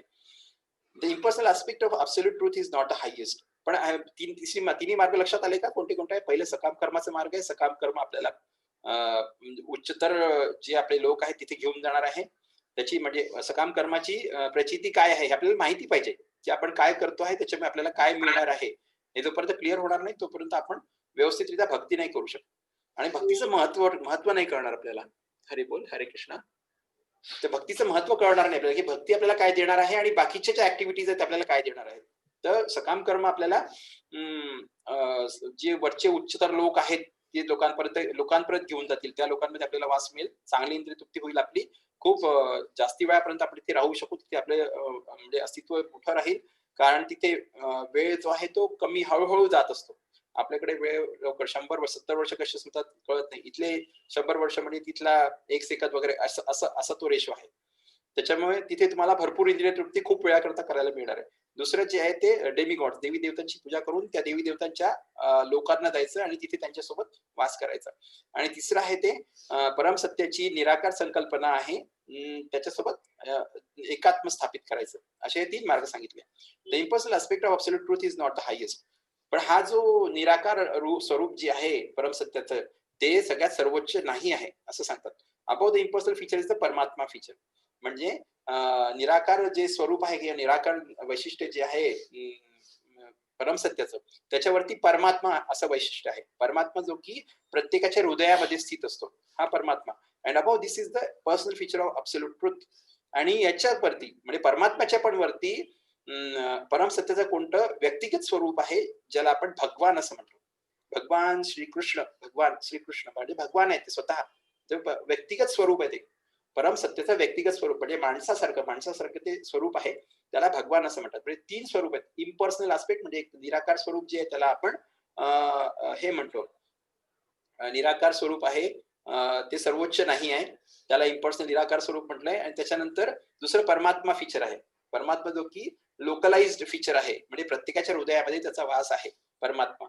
म्हणजे तो आत्मा आणि परमात्मा आपल्या हृदयामध्ये दोघेही स्थित आहे. आणि प्रत्येक जो काही कर्म आपण करतो त्या कर्माचं फळ खायला आपण खूप आतुर झालेलो असतो. पण परमात्मा फक्त विटनेस म्हणून पाहत असतो. तो तुम्हाला काही म्हणत नाही की खायचं असेल तर खा, नसेल खायचं तर नको खाऊ. पण आपल्याला काय आहे, ती जन्मजन्मांतराची सवय लागली, कर्म केल्याबरोबर त्याचं फळ मला हवं, मग तो आपण फळ खाऊन राहिलोय. आणि हा जो आहे परमात्मा जो आपल्या हृदयामध्ये स्थित आहे, हा फक्त आपल्याला विटनेस आहे की हो ठीक आहे, मी पाहिलंय आणि हे कर्म केलं आणि याचं हे फळ ग्रहण केलं, हे त्यांनी पुण्यकर्म होतं, हे पाप कर्म होतं, याचं विटनेस तिथे तो आहे. पण जे लोक भक्ती करतात किंवा ज्यांचं हृदय कम्पॅरेटिव्हली थोडं शुद्ध असते, त्यांना हा चैत्य गुरुच्या रूपामध्ये तो मार्गदर्शन पण करू शकतो. त्या प्रोपोर्शन मध्ये की जेवढ्या प्रोपोर्शन मध्ये हे हृदय आपलं शुद्ध झालेलं आहे किंवा ज्या प्रोपोर्शन मध्ये आपली भक्ती सुरू आहे किंवा आपण कृष्णाला सरेंडर झालेलो आहे, तेवढ्या प्रोपोर्शन मध्ये हा जो परमात्मा आहे हा आपल्याला चैत्य गुरुच्या रूपाने आतून मार्गदर्शन प्रदान करतो. आणि हे मार्गदर्शन आपल्याला घेता येते, पण त्याच्याकरता आपलं सरेंडर कृष्णाच्या चरणी व्हायला पाहिजे. जोपर्यंत ते होत नाही तोपर्यंत परमात्मा हा म्हणजे आहे, पण तो म्हणजे तो काही इन्स्ट्रक्शन्स नाहीये त्याच्या, काही गायडन्स वगैरे काही नाही, शांत असतो, तो शांत असतो एकदम.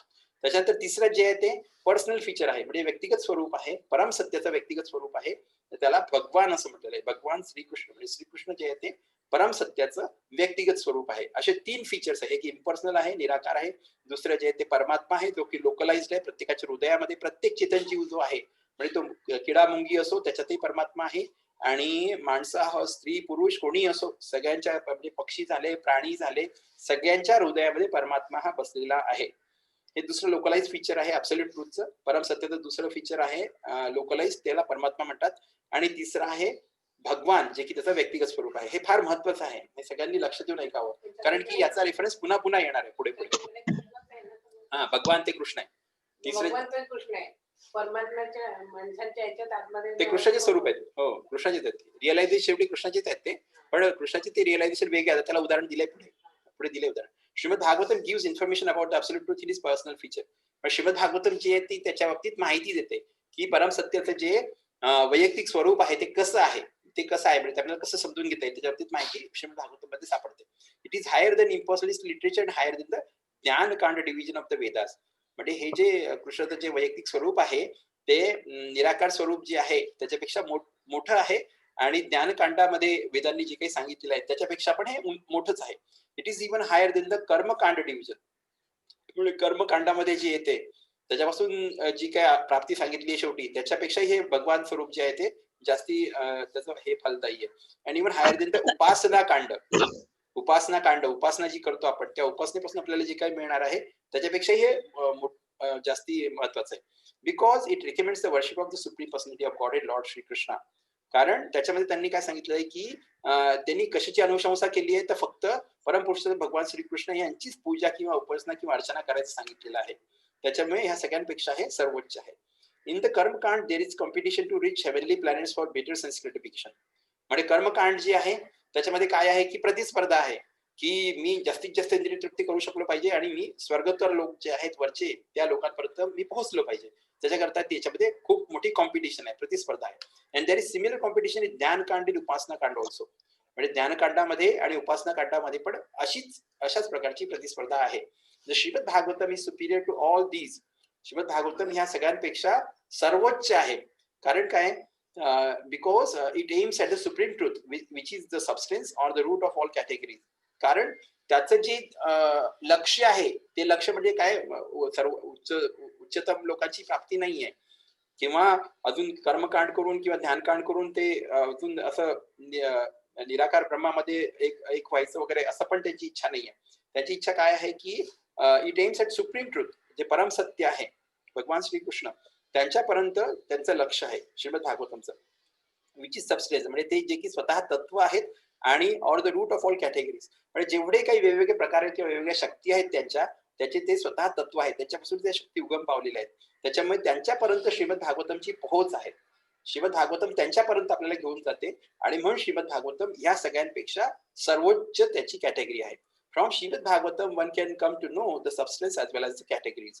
म्हणजे श्रीमद भागवतम मधून आपल्याला हे कळते की तत्व काय आहे आणि वेगवेगळे त्याची प्रकृती काय आहे किंवा त्याच्या वेगवेगळ्या शक्ती कोणत्या कोणत्या आहे हे याच्यातून आपल्याला कळते. Srimad Bhagavatam the substance is absolute truth म्हणजे तत्व जे आहे ते परम सत्य आहे. द सुप्रीम लॉर्ड म्हणजे परमपुरुषोत्तम भगवान श्रीकृष्ण ॲब्सोल्यूट ट्रूथ परम सत्य त्यांनाच म्हटलंय. And all emanations are relative forms of energy. आणि त्यांच्यापासून जे काही उत्पत्ती उद्भव झालेला आहे ते सगळे त्यांची शक्ती आहेत असं सांगितलेलं आहे. Nothing is apart from the substance म्हणजे तत्वापासून वेगळं असं काहीच नाहीये जगामध्ये. But at the same time the energies are different from the substance.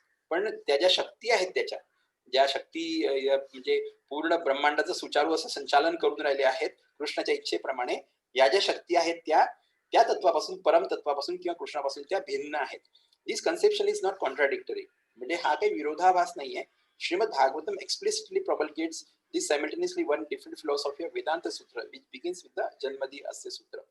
म्हणजे श्रीमद भागवतम मध्ये खूपच स्पष्टपणे ठळकपणे सांगितलेलं आहे की हे अचिंत्य भेदाभेद तत्व म्हटले त्याला. म्हणजे एकाच वेळेस ते एकसारखे पण आहेत आणि एकाच वेळेस वेगवेगळे पण आहेत. म्हणजे शक्ती आणि कृष्ण आता कृष्णाच्या शक्ती कृष्णापासूनच आल्या आहेत त्याच्यामुळे त्या दृष्टीने पाहिला तर दोघंही एकच आहेत. पण शक्तीचं फंक्शन वेगळं आहे, कृष्णाचं फंक्शन वेगळं आहे आणि शक्ती ज्या आहेत त्या कृष्णाच्या अधीन राहून सगळे कार्य करतात. तर अशा दृष्टीने त्यांच्यामध्ये भिन्नता पण आहे. म्हणजे एकाच वेळेस ते एकसारखे पण आहेत आणि भिन्न पण आहेत. हरी बोल. हरी कृष्ण. हरी बोल. हा काही सांगायचंय का? हरी बोल. हरे कृष्ण. हरे कृष्ण. कोण बोलते? आवाज अच्छा कोण बोलते? जोनू. हो. अच्छा ओके ऐकू येते ना बरोबर? हो ऐकू येते. बरं ठीक आहे. तर आता आपण इथपर्यंत आलो. याच्या पुढे आता this knowledge that energy of Lord is simultaneously one with and different from the Lord is an answer to mental speculators attempt to establish the energy as the absolute. म्हणजे हे जे ज्ञान आहे की कृष्णाची जी शक्ती आहे आणि कृष्ण हे एकाच वेळेस एकसारखे पण आहेत आणि त्याच वेळेस ते भिन्न पण आहेत एकमेकांपेक्षा. हे जे ज्ञान आहे हे एक प्रकारचं उत्तर आहे. म्हणजे जे मानसिक कल्पना करणारे जे दार्शनिक लोक असतात म्हणजे दर्शनशास्त्राचे लोक असतात जे की मनाचे मांडे नुसते मांडत राहतात की असं झालं तसं होईल, तसं झालं तसं होईल, तसं झालं तसं होत असेल, हे असं होत असेल, त्यांच्याकरता दिलेले हे उत्तर आहे. ते काय प्रयत्न करतात की एनर्जी ऍज द ॲब्सोल्यूट म्हणजे कृष्णाची जी शक्ती आहे ती शक्तीच परम आहे. म्हणजे जसं निसर्ग आहे तर निसर्ग सगळ्यात उंच आहे बुवा. कृष्णाचं अस्तित्व नाहीये, कृष्ण दिसत नाही डोळ्यासमोर. त्याच्यामुळे प्रकृती जी आपल्याला दिसते डोळ्यांनी, जी आपल्या चारीकडे दिसते, पहाड आहेत, त्याच्यानंतर झाडं आहेत, त्याच्यानंतर हे सगळे जे आपल्या डोळ्यांनी दिसते ते लोक काय म्हणतात प्रकृती सगळ्यात सुप्रीम आहे कारण प्रकृतीपासूनच सगळं आपल्याला मिळते असं ते सांगायचा प्रयत्न करतात. पण तसं नाहीये. प्रकृती जी आहे ती कृष्णाची एक शक्ती आहे आणि कृष्णाच्या इच्छेप्रमाणे ती कार्य करते आहे. त्याच्यामुळे त्यांनी सांगितलं की त्याच्या ज्या शक्ती आहेत त्याला सबऑर्डिनेट आहे म्हणजे कृष्णाच्या इच्छेप्रमाणे काम करणाऱ्या त्याच्या हाताखालच्या त्या हे आहेत म्हणजे त्याच्या दास आहेत त्या. When this knowledge is factually understood, one sees the conception of monism and dualism to be imperfect. आणि जेव्हा हे ज्ञान आपल्याला तत्वतः कळते, जसं त्यांनी सांगितले त्याप्रमाणे आपल्याला कळते, तेव्हा जे द्वैतवाद आणि अद्वैतवाद ह्या दोन्ही ज्या धारणा आहेत त्या आपल्याला अपूर्ण वाटायला लागतात, अपूर्ण म्हणून कळतात आपल्याला. कारण कृष्ण जो आहे तो सायमल्टेनियसली त्याच्या शक्तींसारखाही आहे आणि त्याच वेळी त्यांच्यापासून वेगळा पण आहे. म्हणजे जेव्हा त्याच्यासारखा आहे तेव्हा आपण म्हणू की तो मोनिझम झाला, म्हणजे अद्वैतवाद झाला. आणि जेव्हा त्या वेगवेगळ्या झाल्या त्या म्हणू की तो म्हणजे द्वैतवाद झाला. पण तसं नाहीये. त्याच्यामुळे ह्या दोन्ही ज्या संकल्पना आहे, अद्वैतवाद आणि अद्वैतवाद, ह्या दोन्ही अपूर्ण आहेत, अधुऱ्या आहेत त्या. Development of this transcendental consciousness grounded in the conception of simultaneously one and different leads one immediately to the stage of freedom from threefold miseries. म्हणजे जर का ही जी आपली जी दिव्य चेतना आपण जर का जागृत केली कोणत्या कन्सेप्शनवर, की कृष्ण जो आहे तो सायमल्टेनियसली त्याच्या शक्तींच्या सारखाच आहे किंवा त्याच्यापासून वेगळा पण आहे, अशी जर का आपण संकल्पना विकसित केली आणि त्याप्रमाणे आपली मानसिकता असली, तर इमिजिएटली आपण कोणत्या स्टेजला पोहोचतो की आपले जे त्रिविध ताप आहे त्याच्यापासून आपण मुक्त होऊन जातो इमिजिएटली. कारण ती त्याच्यापासून मुक्त कसे होतो आपल्याला, कारण कळते की त्या शक्ती आणि कृष्ण एकच आहे. त्यांच्यापासून म्हणजे कृष्णाची इच्छा आहे त्याच्यामुळे होऊन राहिलेला आहे. आणि मग त्याच्यामुळे मग तुम्ही म्हणता की ठीक आहे, मग कृष्णाची इच्छा आहे तर त्याच्याप्रमाणे ते होणारच आहे, किंवा माझे जे प्रिव्हियस कर्म आहेत त्या कर्माचं फळ मी भोगतो आहे, त्याच्यामुळे याच्यामध्ये माझं काही घेणं देणं नाही, हे चालूच राहणार आहे. जन्मजन्मांतर मी जे काही कर्म केले त्याचे फळ मला मिळतच राहणार आहे. पण माझ्या भक्तीचा आणि कर्मांचा काही संबंध नाही आहे. भक्ती माझी ही या कर्मफळापासून वेगळी आहे. ते कर्मफळ मी भोगत राहील, तो काही प्रश्न नाहीये, ते चालू राहील. ती कृष्णाची जशी इच्छा असेल, त्याला मला सुखात ठेवायचंय, दुःखात ठेवायचंय, आनंदात ठेवायचं आहे, किंवा सडकेवर ठेवायचं आहे, महालात ठेवायचं आहे, अमेरिकेला ठेवायचंय, काय म्हणतात त्याला, भारतात ठेवायचं आहे, जिथे ठेवायचंय, जसं ठेवायचं असेल, ज्या कंडिशनवर ठेवायचं तसं ठेव रे बाबा, पण माझी ही भक्ती सुरू राहिली पाहिजे. म्हणजे त्याला भौतिक जगातल्या कुठल्याच गोष्टीचा अडसर नसावा. कृष्णाची जी भक्ती करण्यामध्ये भौतिक जगातल्या कुठल्या गोष्टीचा अडसर नसावा. हा मला आता ताप आलेला आहे, मी आज भक्ती कशी करू, त्याच्यानंतर आज मला थंडी वाजते आहे, आज माझा अपमानच केला कोणीतरी, मी भक्ती कशी करू, या सगळ्या गोष्टी म्हणजे या भौतिक गोष्टी आहेत. याचा शरीरापर्यंत इम्पॅक्ट आहे फक्त, याचा आपल्या आत्म्यावर काही इम्पॅक्ट नाही. कारण आपला जो आत्मा आहे तो सच्चिदानंद आहे. सत म्हणजे तो ट्रुथफुल आहे, सत म्हणजे तो इटर्नल आहे, शाश्वत आहे तो. चित म्हणजे तो कॉन्शियस आहे, पूर्णपणे कॉन्शियस आहे.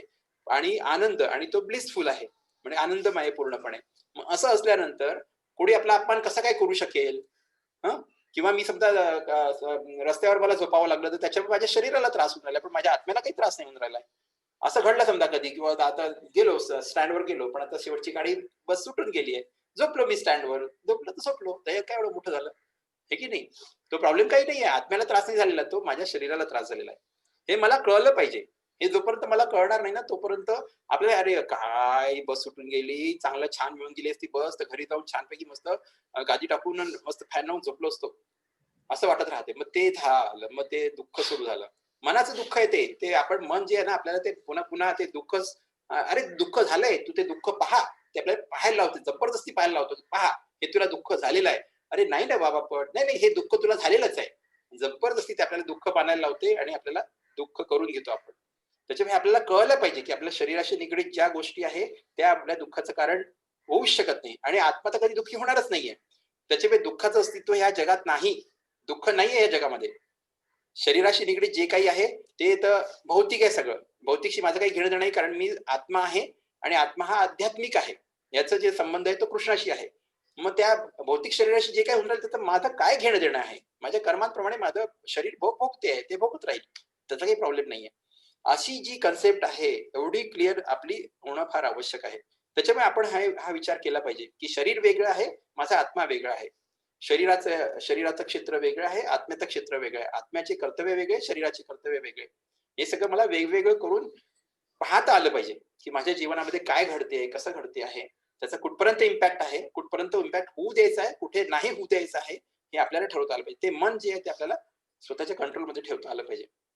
हळूहळू होईल ते. आपल्याला जप सुरू करायचंय, जप सुरू केला की हळूहळू सगळ्या गोष्टी होतात. पण ही गोष्ट आपण याच्यामध्ये थेअरी म्हणून आता घेतो आहे की त्या कशा गोष्टी एकमेकांना जोडल्या आहेत म्हणून. द थ्री फोल्ड मिस्ट्रीज आहेत. आता ते त्रिविध ताप त्यांनी सांगितले कोणते कोणते आहेत. Those mysteries which arise from the mind and body, म्हणजे ज्या आपल्या मन आणि शरीरापासून उत्पन्न होतात त्याला पहिला एक म्हटलं आहे दुःख, त्याला आध्यात्मिक दुःख असं म्हटलं आहे. जसं आता मनाने सांगितलं की आता तू स्टँडवर झोपला राजा, तर तुला दुःख झालं, पाठ दुखायला लागली, त्याच्यानंतर थंडी वाजली रात्रभर, ठीक आहे ना, वाजली तर वाजली, त्याच्यात काय मोठा प्रॉब्लेम आहे. पण ते मन सांगून राहिलं नाही तू दुःखी हो, तू दुःखी व्हायलाच पाहिजे. ते दुःखाचं कारण आहे. दुःख झालंय तुला, मग ठीक आहे. मी म्हणतो हा ठीक आहे बुवा, दुःख झालं तर मी दुःख होऊन जातो मग. पण माझा जोपर्यंत हा विचार मी वेगळा करू शकत नाही तोपर्यंत मन जे सांगते ते मी मानतो. हो, हो, बरोबर आहे. दुःख झालं मला. दुःखी झालो मी. बाहेर झोपावं लागलं, सगळं हे गडबड झाली, थंडी झाली, त्याच्यामुळे मला ताप आला, मग त्याच्यानंतर नाक व्हायला लागलं. अरे पण राजा, ते तुझे कर्मच तसे होते की तुला हे भोग भोगायचेच होते 100%. याला काही सुटका नव्हती. ते फक्त कारण झालं बस. मग ते भोग भोगणार आहे की नाही, ते कर्माचे भोग तर तुझे सुटलेले नाही. ते काही सुटणार नाही. किती प्रयत्न केला तरी ते भोग तेही सुटायचे नाहीयेत. मग ते भोगायचेच आहेत. पण ते भोगताना मग कशाला मनाला मध्ये घेऊन मनाचं ऐकायचं आपण. मनावर आपल्याला स्वतःला राज्य करायला शिकलं पाहिजे. जोपर्यंत हे जमणार नाही तोपर्यंत ते सगळं अवघड आहे मग. मनाला आपल्याला स्वतःला कंट्रोल करता आलं पाहिजे. दुसऱ्या प्रकारचे दुःख त्यांनी सांगितले की those miseries infected by other living beings. म्हणजे जे दुसरे चेतन जीव आहे त्यांच्याद्वारे जे काही दुःख येतात मला, त्यांना दुसऱ्या प्रकारचे दुःख म्हटलंय. हे म्हणजे झाले आपले अधिभौतिक दुःख. अधिभौतिक, पहिलं आध्यात्मिक दुःख, दुसरं अधिभौतिक दुःख आणि अधिदैविक तिसरे. Those miseries arising from the natural catastrophes over which one has no control. आणि तिसरे प्रकारचे दुःख आहे की जे की नैसर्गिक ज्या काही घातपात होतात, ज्याच्याद्वारे दुःख होतात माणसाला, ज्याच्यावर आपला काहीच कंट्रोल नाही. कोरोना येऊन गेला, कोरोनावर आपला काही कंट्रोल नाहीये. त्याच्यानंतर बाढ आली किंवा खूप मोठा पूर आला, त्याच्यानंतर किंवा सुखा पडला, त्याच्यानंतर अजून अशा प्रकारच्या ज्या गोष्टी आहेत ज्याच्यावर आपला काही कंट्रोल नाही, पण ज्याचा इफेक्ट आपल्या आयुष्यावर होतो. तर हे दुःख जे आहेत त्याला अधिदैविक दुःख असं म्हणतात. असे 3 प्रकारचे दुःख झाले. याच्यात सगळ्यात महत्वाचं म्हणजे मन. त्या मनावरती आपल्याला कंट्रोल करून आपल्याला मनापासून वेगळं आपल्याला स्वतःला पाहता आलं पाहिजे. त्याची प्रॅक्टिस करायची आहे. Srimad Bhagavatam begins with the surrender of the devotee unto the absolute person. Srimad Bhagavatam जे कुठून सुरू होते, म्हणजे त्याच्यामध्ये भक्ताला ते कृष्णाच्या चरणी, ॲब्सोल्यूट पर्सन जो आहे कृष्ण, त्याच्या चरणी पूर्णपणे शरणागती ग्रहण करायची आहे. The devotee is fully aware that he is one with the absolute and at the same time in the eternal position of servant to the absolute. म्हणजे जो भक्त असतो त्याला पूर्णपणे हे माहिती असते की तो परमसत्य जे आहे किंवा परमपुरुष भगवान श्रीकृष्ण आहे, क्वालिटेटिव्हली त्यांच्यासारखाच आहे. म्हणजे आत्मा जो आहे तो पण सच्चिदानंद आहे आणि कृष्ण पण सच्चिदानंद आहे. त्याच्यामुळे तो त्यांच्यासारखाच आहे, पण at the same time in eternal position. पण त्याच वेळेस शाश्वत दृष्टीने, शाश्वतरित्या पाहायला गेलं तर तो कृष्णाचा दास आहे. ही सर्वेंट ऑफ द ॲब्सोल्यूट, म्हणजे कृष्णाचा तो दास आहे. दास, हे दास हा शब्द महत्वाचा आहे. दास हा शब्द लक्षात घेतला पाहिजे. असं नाही की मी कृष्णासारखा झालो म्हणजे उद्या मी पण कृष्ण होऊन जाईल. शक्य नाही. कधीच आपण कृष्ण नाही होऊ शकत. आपण कृष्णाचे दास आहोत, हे आपल्याला सगळ्यात जास्ती लक्षात ठेवावं लागेल. In the material conception one falsely thinks himself the Lord of all his service. म्हणजे भौतिक जगताची जी मानसिकता आहे त्याच्याद्वारे कुठलाही माणूस जो असतो ना, चुकीने असा विचार करतो की मला जे काही दिसते, माझ्या डोळ्यासमोर जे काही आहे ते सगळं माझ्याकडे असलं पाहिजे किंवा ते सगळं माझंच आहे, अशी त्याची संकल्पना असते. And therefore he is always trouble by the threefold miseries of life. असा विचार केल्यामुळे मग त्याला हे जे त्रिविध ताप आहे, आध्यात्मिक दुःख, अधिभौतिक दुःख आणि अधिदैविक दुःख, हे त्याला त्रास देत असतात. त्याचा त्यांना त्रास होत असतो. But as soon as one comes to know his real position as transcendental servant, he at once becomes free from all miseries. पण जसं ज्या क्षणी आपल्याला हे कळते आपली खरी परिस्थिती काय आहे, ती म्हणजे कृष्णाचा दिव्य दास किंवा सर्वंट म्हणजे काय म्हणतात त्याला, भृत्य किंवा गुलाम पण म्हणतात त्याला. कृष्णाचा गुलाम असं जर का म्हणू शकलो आपण, तर जसा गुलाम असतो की नाही, तो एका शब्दाने पण कृष्णाला उलट बोलू शकतो. मास्तर असतो त्याला खाऊ घालतो, ठीक आहे बाबा तू खाऊ घालून राहिला ना मला, तेवढंच मला पाहिजे, त्याच्यापेक्षा जास्त काही नको, त्याची तीच अपेक्षा असते. तो जो असतो ना तो सगळ्यात चांगला दास असतो. जो गुलाम असतो तो सगळ्यात चांगला दास. म्हणून गुलामाची जी मानसिकता आहे ती आपल्याला कृष्णासोबत करता आली पाहिजे, जुळवता आली पाहिजे. जसं कृष्णाने सांगितलंय 100% ऍज इट इज तसं पालन करायचं. कुठलीच अपेक्षा त्याच्याकडनं ठेवायची नाही. थोडंसं जेवढं मिळालंय त्याच्यापेक्षा एक कणही मला तुझ्याकडनं जास्ती नको. गुलाम जो असतो तो कधी म्हणत नाही की मेरे को अभी तो आपने रोटी दी हुई तो आज मेरे को पुरी दे दो या फिर मेरे को आज गुलाब जामुन दे दो. नाही, गुलाम आहे तो. गुलाम काही नाही म्हणू शकत. ज्या त्या स्वामीने त्याला जे काही दिलं खायला तो बसून चुपचाप खाऊन घेतो. तर ही जी मानसिकता आहे ही आपल्याला कृष्णाच्या प्रती डेव्हलप करता आली पाहिजे. हो कृष्णा, थँक्यू व्हेरी मच. तू जसं मला ठेवलेलं आहे त्याच्याकरता थँक्यू. जे काही तुम्हाला दिलेलं आहे त्याच्याकरता थँक्यू. कारण तुला माहितीये की माझ्याकरता काय चांगलं आहे, माझ्यापेक्षा तुला जास्ती चांगलं माहितीये. कारण त्याला भूतकाळ, भविष्यकाळ आणि वर्तमान काळ तिन्ही तो पाहू शकतो आपले. त्याच्यामुळे तो जास्ती व्यवस्थित ठरवू शकतो की माझ्याकरता काय चांगलं आहे, माझ्याकरता काय वाईट आहे. आज मी म्हणावं की नाही मला कार हवी, मी कार घेतो कोठे हालतीत कसंही करून, रडून काही करून, बँकेचं लोन काढून, किती हायर इंटरेस्ट असला तरी कार घ्यायचा आणि ती कार चालवायला काढली. 7व्या दिवशी माझा ऍक्सिडेंट झाला तर झालं, सगळं गेलं खड्ड्यात. मग पण कृष्णाला माहितीये की तुझा ऍक्सिडेंट होणार आहे, म्हणून तो कदाचित तुम्हाला कार नाही मिळू देणार. तुम्ही किती आकांड तांडव करा, किती प्रयत्न करा, कार तुला मिळणार नाही. होते असं प्रत्येकाच्या आयुष्यात होते. प्रत्येकाने हे म्हणजे आजमावलं असेल किंवा आपल्यात नाही तर दुसऱ्याच्या आयुष्यात पाहायला मिळतं आपल्याला. किती आपण वर-खाली पूर्ण वरचं जग खाली, खालचं जग वर करतो, पण काही गोष्टी कधीच आपल्याला मिळत नाहीत. त्याचं कारणच हे आहे, की ते कृष्णाला माहिती आहे, की हे तुझ्याकरता बरोबर नाहीये. म्हणून त्याने ते तुला दिलं नाही. त्याच्या व्यतिरिक्त असं काहीतरी असेल, की जे आपल्याकडे चांगलं असेल, ते आपली अपेक्षा नसताना त्याने आपल्याला देऊन टाकलं असेल. असंही होते. या सगळ्या गोष्टी आहे. फक्त आपलं जे अंडरस्टँडिंग आहे, ते आपल्याला कसं ठेवायचंय याच्यावरती सगळं अवलंबून आहे. आणि ह्यालाच भागवत धर्म म्हटलेला आहे. भागवत धर्म हाच आहे, की जास्तीत जास्त कृष्णावर अवलंबून राहणे आणि जास्तीत जास्त कृष्णाची स्तुती करणे आणि म्हणजे ही कंप्लेंट काही नसली पाहिजे. कृष्ण हे असंच कसं झालं, ते तसंच का झालं, असं का व्हायला पाहिजे होतं, मी काय की बिघडवलं होतं कोणाचं, की मला जसं पाहायला मिळालं आणि मी ते सगळं चांगलंच करतो. माझ्याच्यानी कधीच कोणाचं वाईट घडलेलं नाहीये. सगळंच तर मी छानच करतो. मग असंच का आलं, ते तसंच का आलं, काही बोलायची गरज नाहीये. जे त्यांनी दिलेलं आहे, जसं त्यांनी आपल्याला ठेवलेलं आहे, तसं आपल्याला आनंदी राहायचंय, शांत राहायचंय, अतिशय शांत राहायचंय. कंप्लेंट बिलकुल करायची नाहीये. कारण कंप्लेंट करणारे लोकं कोणालाच आवडत नाही. भौतिक जगातही कंप्लेंट करणारे आवडत नाही. तर आध्यात्मिक जगात आहे. कृष्ण आहे तो. तिन्ही लोकांचा काय पूर्ण अखिल ब्रह्मांडाचा काय त्याच्यापेक्षा मोठा तो राजा आहे. त्याच्यासमोर तुम्ही कंप्लेंट करायला तर काय मूर्ख माणूस आहे यार. तुला जे पाहिजे त्याच्यात तुझ्या नशिबाप्रमाणे तुला सगळं दिलेलं आहे. सगळा विचार करून मी तुला देऊन राहिलोय. तरी तुझी आपली कंप्लेंट सुरूच आहे. त्याच्यामुळे कंप्लेंट करणं सोडून द्यायचं आपल्याला. आनंदी राहायचंय. आनंदाने कृष्णाची भक्ती करायची आहे. असं नाही की मारून मुटकून करून राहिले, की आता सांगितलंय तर जप करायचा आहे किंवा सांगितलंय तर भागवत वाचायचं आहे, भगवद्गीता वाचायची आहे, मन लागून राहिलं आहे. नाही असं नाहीये. आनंदाने करायचंय. तो सगळ्यात चांगला वेल आहे आपला. सगळ्यात चांगला वेल सगळ्यात चांगला हितैषी आपला, सगळ्यात चांगला मित्र हा कृष्णच आहे. त्याच्यापेक्षा दुसरा चांगला हितैषी किंवा मित्र आपला दुसरा नाहीये. त्याच्यामुळे त्याच्याशी जेव्हा आपला संबंध स्थापित करतो, जेव्हा आपण जप करतो किंवा भगवद्गीता वाचतो, तेव्हा आपल्यामध्ये कसा उत्साह असला पाहिजे. उत्साह. उत्साह हा शब्द सगळ्यात महत्वाचा आहे. आणि मी कृष्णाशी असोसिएट होणार, त्याचा संघ मला आता मिळणार आहे. मी कृष्णाची स्तुती करू शकणार आहे. हे जेव्हा मनातून असे म्हणजे काय म्हणतात त्याला खूप चांगले हे आले पाहिजे, की आता बापरे! की म्हणजे माझं भाग्य हे झालं, उज्ज्वल झालं एकदम, की मला कृष्णाची स्तुती करायला मिळते. कृष्णाचं गुणगान करायला मिळते. हे मग कृष्णाचं गुणगानच आहे. कृष्णाची सेवा करायला मिळते. जप करणं म्हणजे कृष्णाची सेवा आहे. तर हे आपल्याला त्याच्यातून तो आनंद झाला पाहिजे, की त्यांनी आपल्याला जे काही दिलेलं आहे आजपर्यंत ते सगळं माझ्या स्थितीप्रमाणे, माझ्या जुन्या स्मृतीप्रमाणे किंवा माझ्या आजच्या स्थितीप्रमाणे ते सगळ्यात बेस्ट आहे. ह्याच्यापेक्षा बेस्ट दुसरं काहीच असू शकत नाही. त्याच्यामुळे त्यांनी सांगितलं, की कुठलंही कर्म करत असताना थोडासा प्रयत्न करून पाहायचा. नाही जमलं ना तर सोडून द्यायचं. कदाचित कृष्णाची इच्छा नाहीये. बाजूला व्हा. दुसरीकडे मन वळवा. त्याच्यानंतर पुन्हा मग ते म्हणतात 8-10 दिवसांनी पुन्हा वाटलं तर एकदा ट्राय करून पहा. दुसऱ्यांदा नाही झालं तर सोडूनच द्या. काही गरज नाहीये. कृष्णाला द्यायचं असेल तर स्वतः आणून तुमच्या घरासमोर गाडी उभी करेल. "घे रे बाबा तुझी गाडी आली." तुम्हाला काही त्याच्या मागे फिरत पळत जायची गरज नाही, की माझी गाडी नाही आली, गाडी नाही आली, गाडी नाही आली, गाडी नाही आली. काही गरज नाहीये. तुमच्या घरासमोर कृष्ण आणून गाडी उभी करेल, ही घे गाडी, गाडीची किल्ली. तेव्हा समजा येतं, की हां, ही आता ही माझ्याकरता परफेक्ट आहे म्हणून. आणि कृष्ण का देत नाही, की त्याला वाटते, की आपली ही भक्ती जी आहे, जी ही भक्ती करतोय, ही भक्ती कमी होऊ शकते किंवा भक्तीमध्ये याचं पतन होऊ शकते. म्हणून तो ते आपल्याला प्रदान करत नाही. हे ज्या गोष्टी असतात, की ज्याच्यामुळे आपली भक्ती कमी होईल किंवा त्याचा डाउनफॉल होईल, त्या गोष्टी कृष्ण आपल्याला प्रदान करत नाही. हरी बोल. तर याच्या पुढे आपण वाचूया. Lord he serves and therefore he is always troubled by threefold mysteries of life.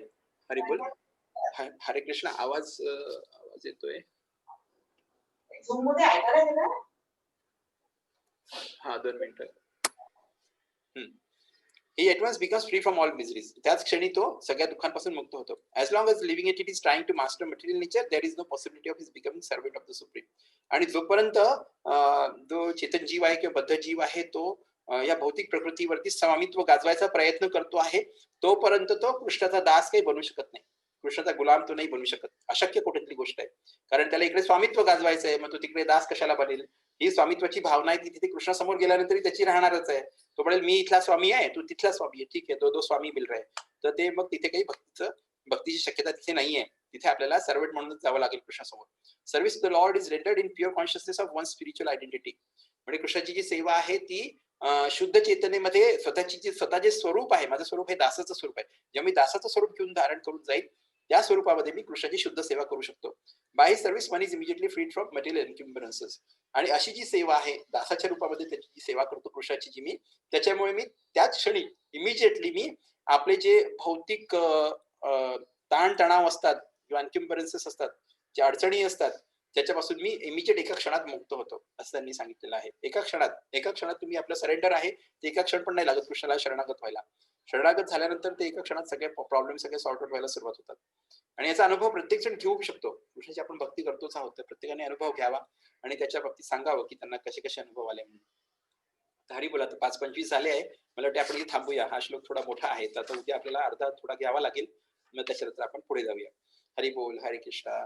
ग्रंथराज Bhagavatam की जय. शिल प्रभुपाद की जय. शिल गुरुदेव की जय. हिताई गौर प्रेमानंदे. हरी हरी बोल. हरे कृष्णा कृष्ण कृष्ण हरे हरे. हरे राम राम राम हरे हरे. अरे हरे कृष्ण.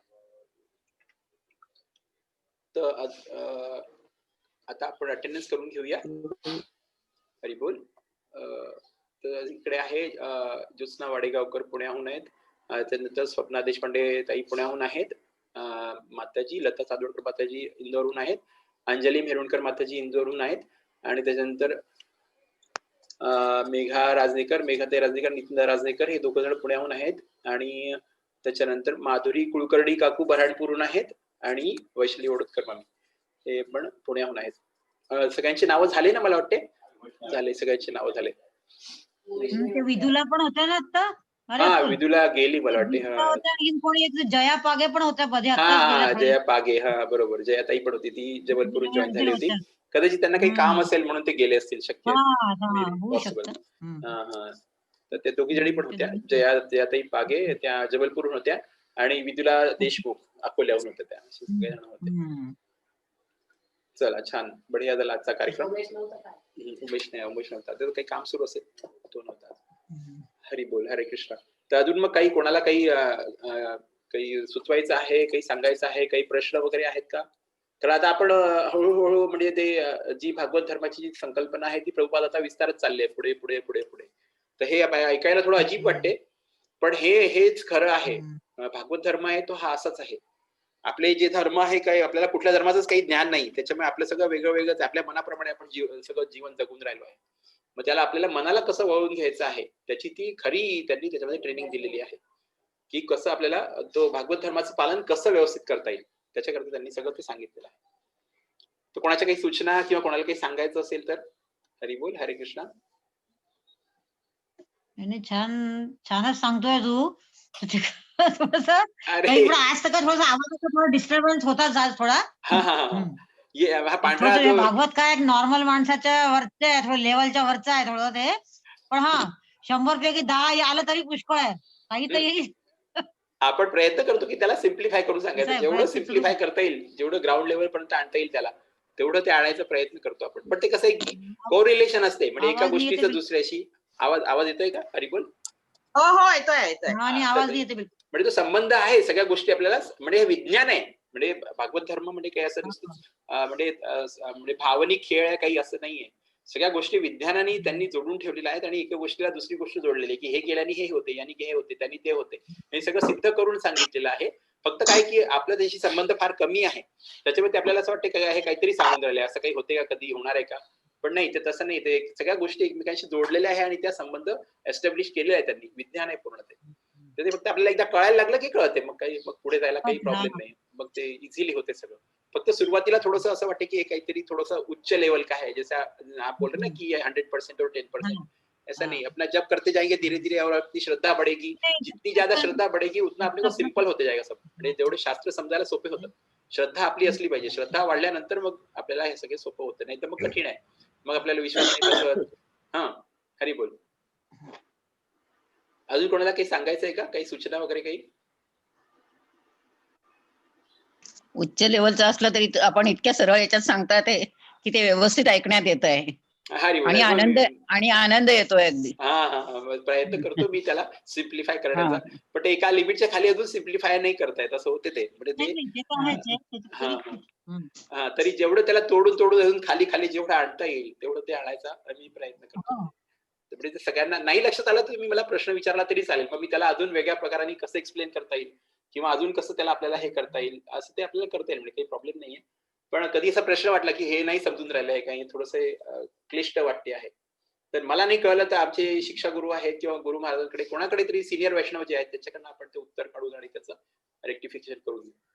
कारण काय या गोष्टी आपल्या लक्षात आल्याशिवाय आपण पुढे चांगली हे भक्ती नाही करू शकत ना. हो, पुढे- हा, हे आपल्याला क्लिअर झालं पाहिजे सगळं की हे असंच आहे आणि हे असंच राहणार आहे आणि हे असंच मला स्वीकारायचं आहे. म्हणजे जोपर्यंत आपली ती मानसिकता तयार होत नाही ती भक्तीची मानसिकता आहे. म्हणजे पूर्णपणे कृष्णाला शरणागती आहे ती. जसं मी सांगितलं गुलामाची मानसिकता आहे ती. जसं गुलाम त्याला जेवढं खायला दिलं तेवढ्याच्या तो सुखी राहतो. तो म्हणत नाही की मला गुलाबजाम द्या, मला पुरी द्या किंवा मला हे द्या. त्याला नुसतं वरण भात दिला तर वरण भात खाऊन बिचारा आनंदी राहतो. काहीच त्याची कधीच कंप्लेंट नसते. तशा प्रकारचे ते गुलाम आपण कृष्णाचे आहोत. म्हणजे कृष्ण आपल्याला कधीच गुलाम मानत नाही. ऑफकोर्स तो आपल्याला आपल्या परमपिताच आहे आणि सगळ्यांना आपल्याला आपल्या घरी घेऊन जायचं आहे. गोलोक वृंदावन गोलोक धामला घेऊन जायचं. त्याला वाटते की खितपत पडले सगळे बिचारे एवढे दुःखामध्ये पडले आहेत सगळे जण. त्याच्यामुळे तो तर परमपिताच आहे तो आपला. त्याचं आपल्या प्रती म्हणजे काय म्हणतात त्याला असीमित असं प्रेम आहे. त्या प्रेमाच्या बाबतीत बोलायची काही गरजच नाही. फक्त ही मानसिक ती उपमा मी कशाला दिली गुलामाची की ते दाखवण्यात येतं की दास हा कसा असतो. म्हणजे भक्तिविनोद ठाकूर ते तर काय म्हणतात की मी तुझ्या घरासमोर बांधलेला कुत्रा आहे. कुत्र्याच्या गळ्यामध्ये जसं पट्टा बांधलेला असतो की तो कुत्रा म्हणतात ते स्वतःला. इतकं भक्तीचं उच्च लेवलचं साहित्य आहे ना खरं की ते समजायला म्हणजे फार फार फार पण आहे, गोड आहे एकदम. त्या आपल्या मानसिकतेमध्ये शिरलं पाहिजे. आपण एकदा त्या मानसिकतेत शिरलं ना की मग त्याच्यानंतर कळतं की खरंच हे जे आचार्य आहेत हे म्हणजे कुठल्या याच्यावरती त्यांचं हे होतं. म्हणजे एकदम अतिशय गोड गोष्टी आहेत. हरी बोल, हरे कृष्ण. अजून काही कोणाला काही सांगायचं असेल तर, नाही तर आपण मग वैष्णव प्रणाम करूया. हरी बोल. असं काय अंजली माताजी आणि स्वप्नताई म्हणजे सुलुताई दोघी जणी होत्या. त्याच्यामुळे छान वाटलं. छान जप वगैरे झाला. आज मी ऑफिसला होतो पण ऑफिसहून जेवढं जमलं तेवढा जप केला मग मी. थोडा हो का? ऑफिस अच्छा. जॉईन करायला उशीर झाला मला पण जॉईन केल्यानंतर हा, मग हा. म्हणजे जप वाटलं केला काय मी. दिसला नाही म्हटलं आता तुम्ही. मी काहीतरी 5:30 हम्म. 5:35 वगैरे जॉईन झालो.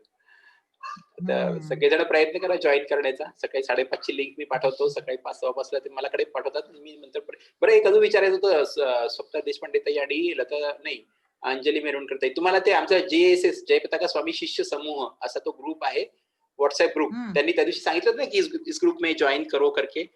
तर हो, तुम्हाला हो. दोघींची इच्छा असेल तर मी नंबर फॉरवर्ड करतो. म्हणजे नाही तर मग कसं की नको, नको. करू ना चालेल ना. नाही, ठीक नको, आहे. नको ते. काही हरकत नाही. आम्ही तिकडनं तू पाठवतो लिंक तिकडनं जॉईन होऊन जातो आम्ही तर बरोबर छान. अच्छा म्हणजे सध्या पाठवायची गरज नाही का? नाही, नाही सध्या पाठवते गरज नाही. सध्या नको की पाठवू? नको, नको पाठवू. नको मला तर सध्या नको नको. आता अंजली चालेल नाही काय ताईला नाही विचार. काही हरकत नाही. म्हणूनच मी ते म्हटलं एकदा विचारून घेऊ. म्हणजे जर का ते म्हणून राहिले तसं की पाठवून द्या म्हणून. हम्म, पण म्हटलं एकदा हम्म. विचारून घेऊ. असं नको व्हायला की अतुल्य एक चालू कर दिया फिर दुसरा तिसरा चौथा असं नको व्हायला. ते नाही. आपल्याला आपला वेळ घ्यायचा आहे नाही असं नाही. आपल्याला स्वतःला कम्फर्टेबल राहायचं आहे, आनंदी राहायचंय आणि भक्तीतही पुढे कसं जाता येईल लवकर लवकर ते आपल्याला पाहायचंय. हा ते आपल्याला आपली पेस सोडायची नाहीये पण मात्र आपल्याला नाही, आपलं नाही. कम्फर्ट लेवल मेंटेन तर करायचं. जप सकाळचा जप छान होतोय, व्यवस्थित उठणंही होत आहे आणि देवाचं नावही घेणं होतं. चांगलं मन खुश होऊन राहिलं माझं. हरी आणि बोल हरी आपला बोल. डोळा उघडून हरे जातो. कृष्णा कृष्णा कृष्णा हरे हरे हरे राम राम राम हरे हरे. स्वप्ना देशपांडे ताई म्हणून राहिला की स्वप्ना देशपांडे ताई म्हणून राहिला की त्यांचा जप खूप चांगला होता सकाळी आणि खूप छान वाटते त्यांना जप केल्याने. किती चांगली गोष्ट. सकाळी जॉईन करतात 5:30 ला असतात. 5:30 ते 7:30 पर्यंत 2 तास त्यांचा मस्त जप होतो. हरी बोल हरे कृष्णा. हेच रिअलायझेशन आहे आणि हेच रिअलायझेशन आपल्याला शेअर करून पुढे जायचं आहे. खूपच छान. हरी बोल. असं सगळ्यांनी आपला उत्साह बनवून ठेवायचा आहे. उत्साह हा शब्द मागे पडू द्यायचा नाहीये.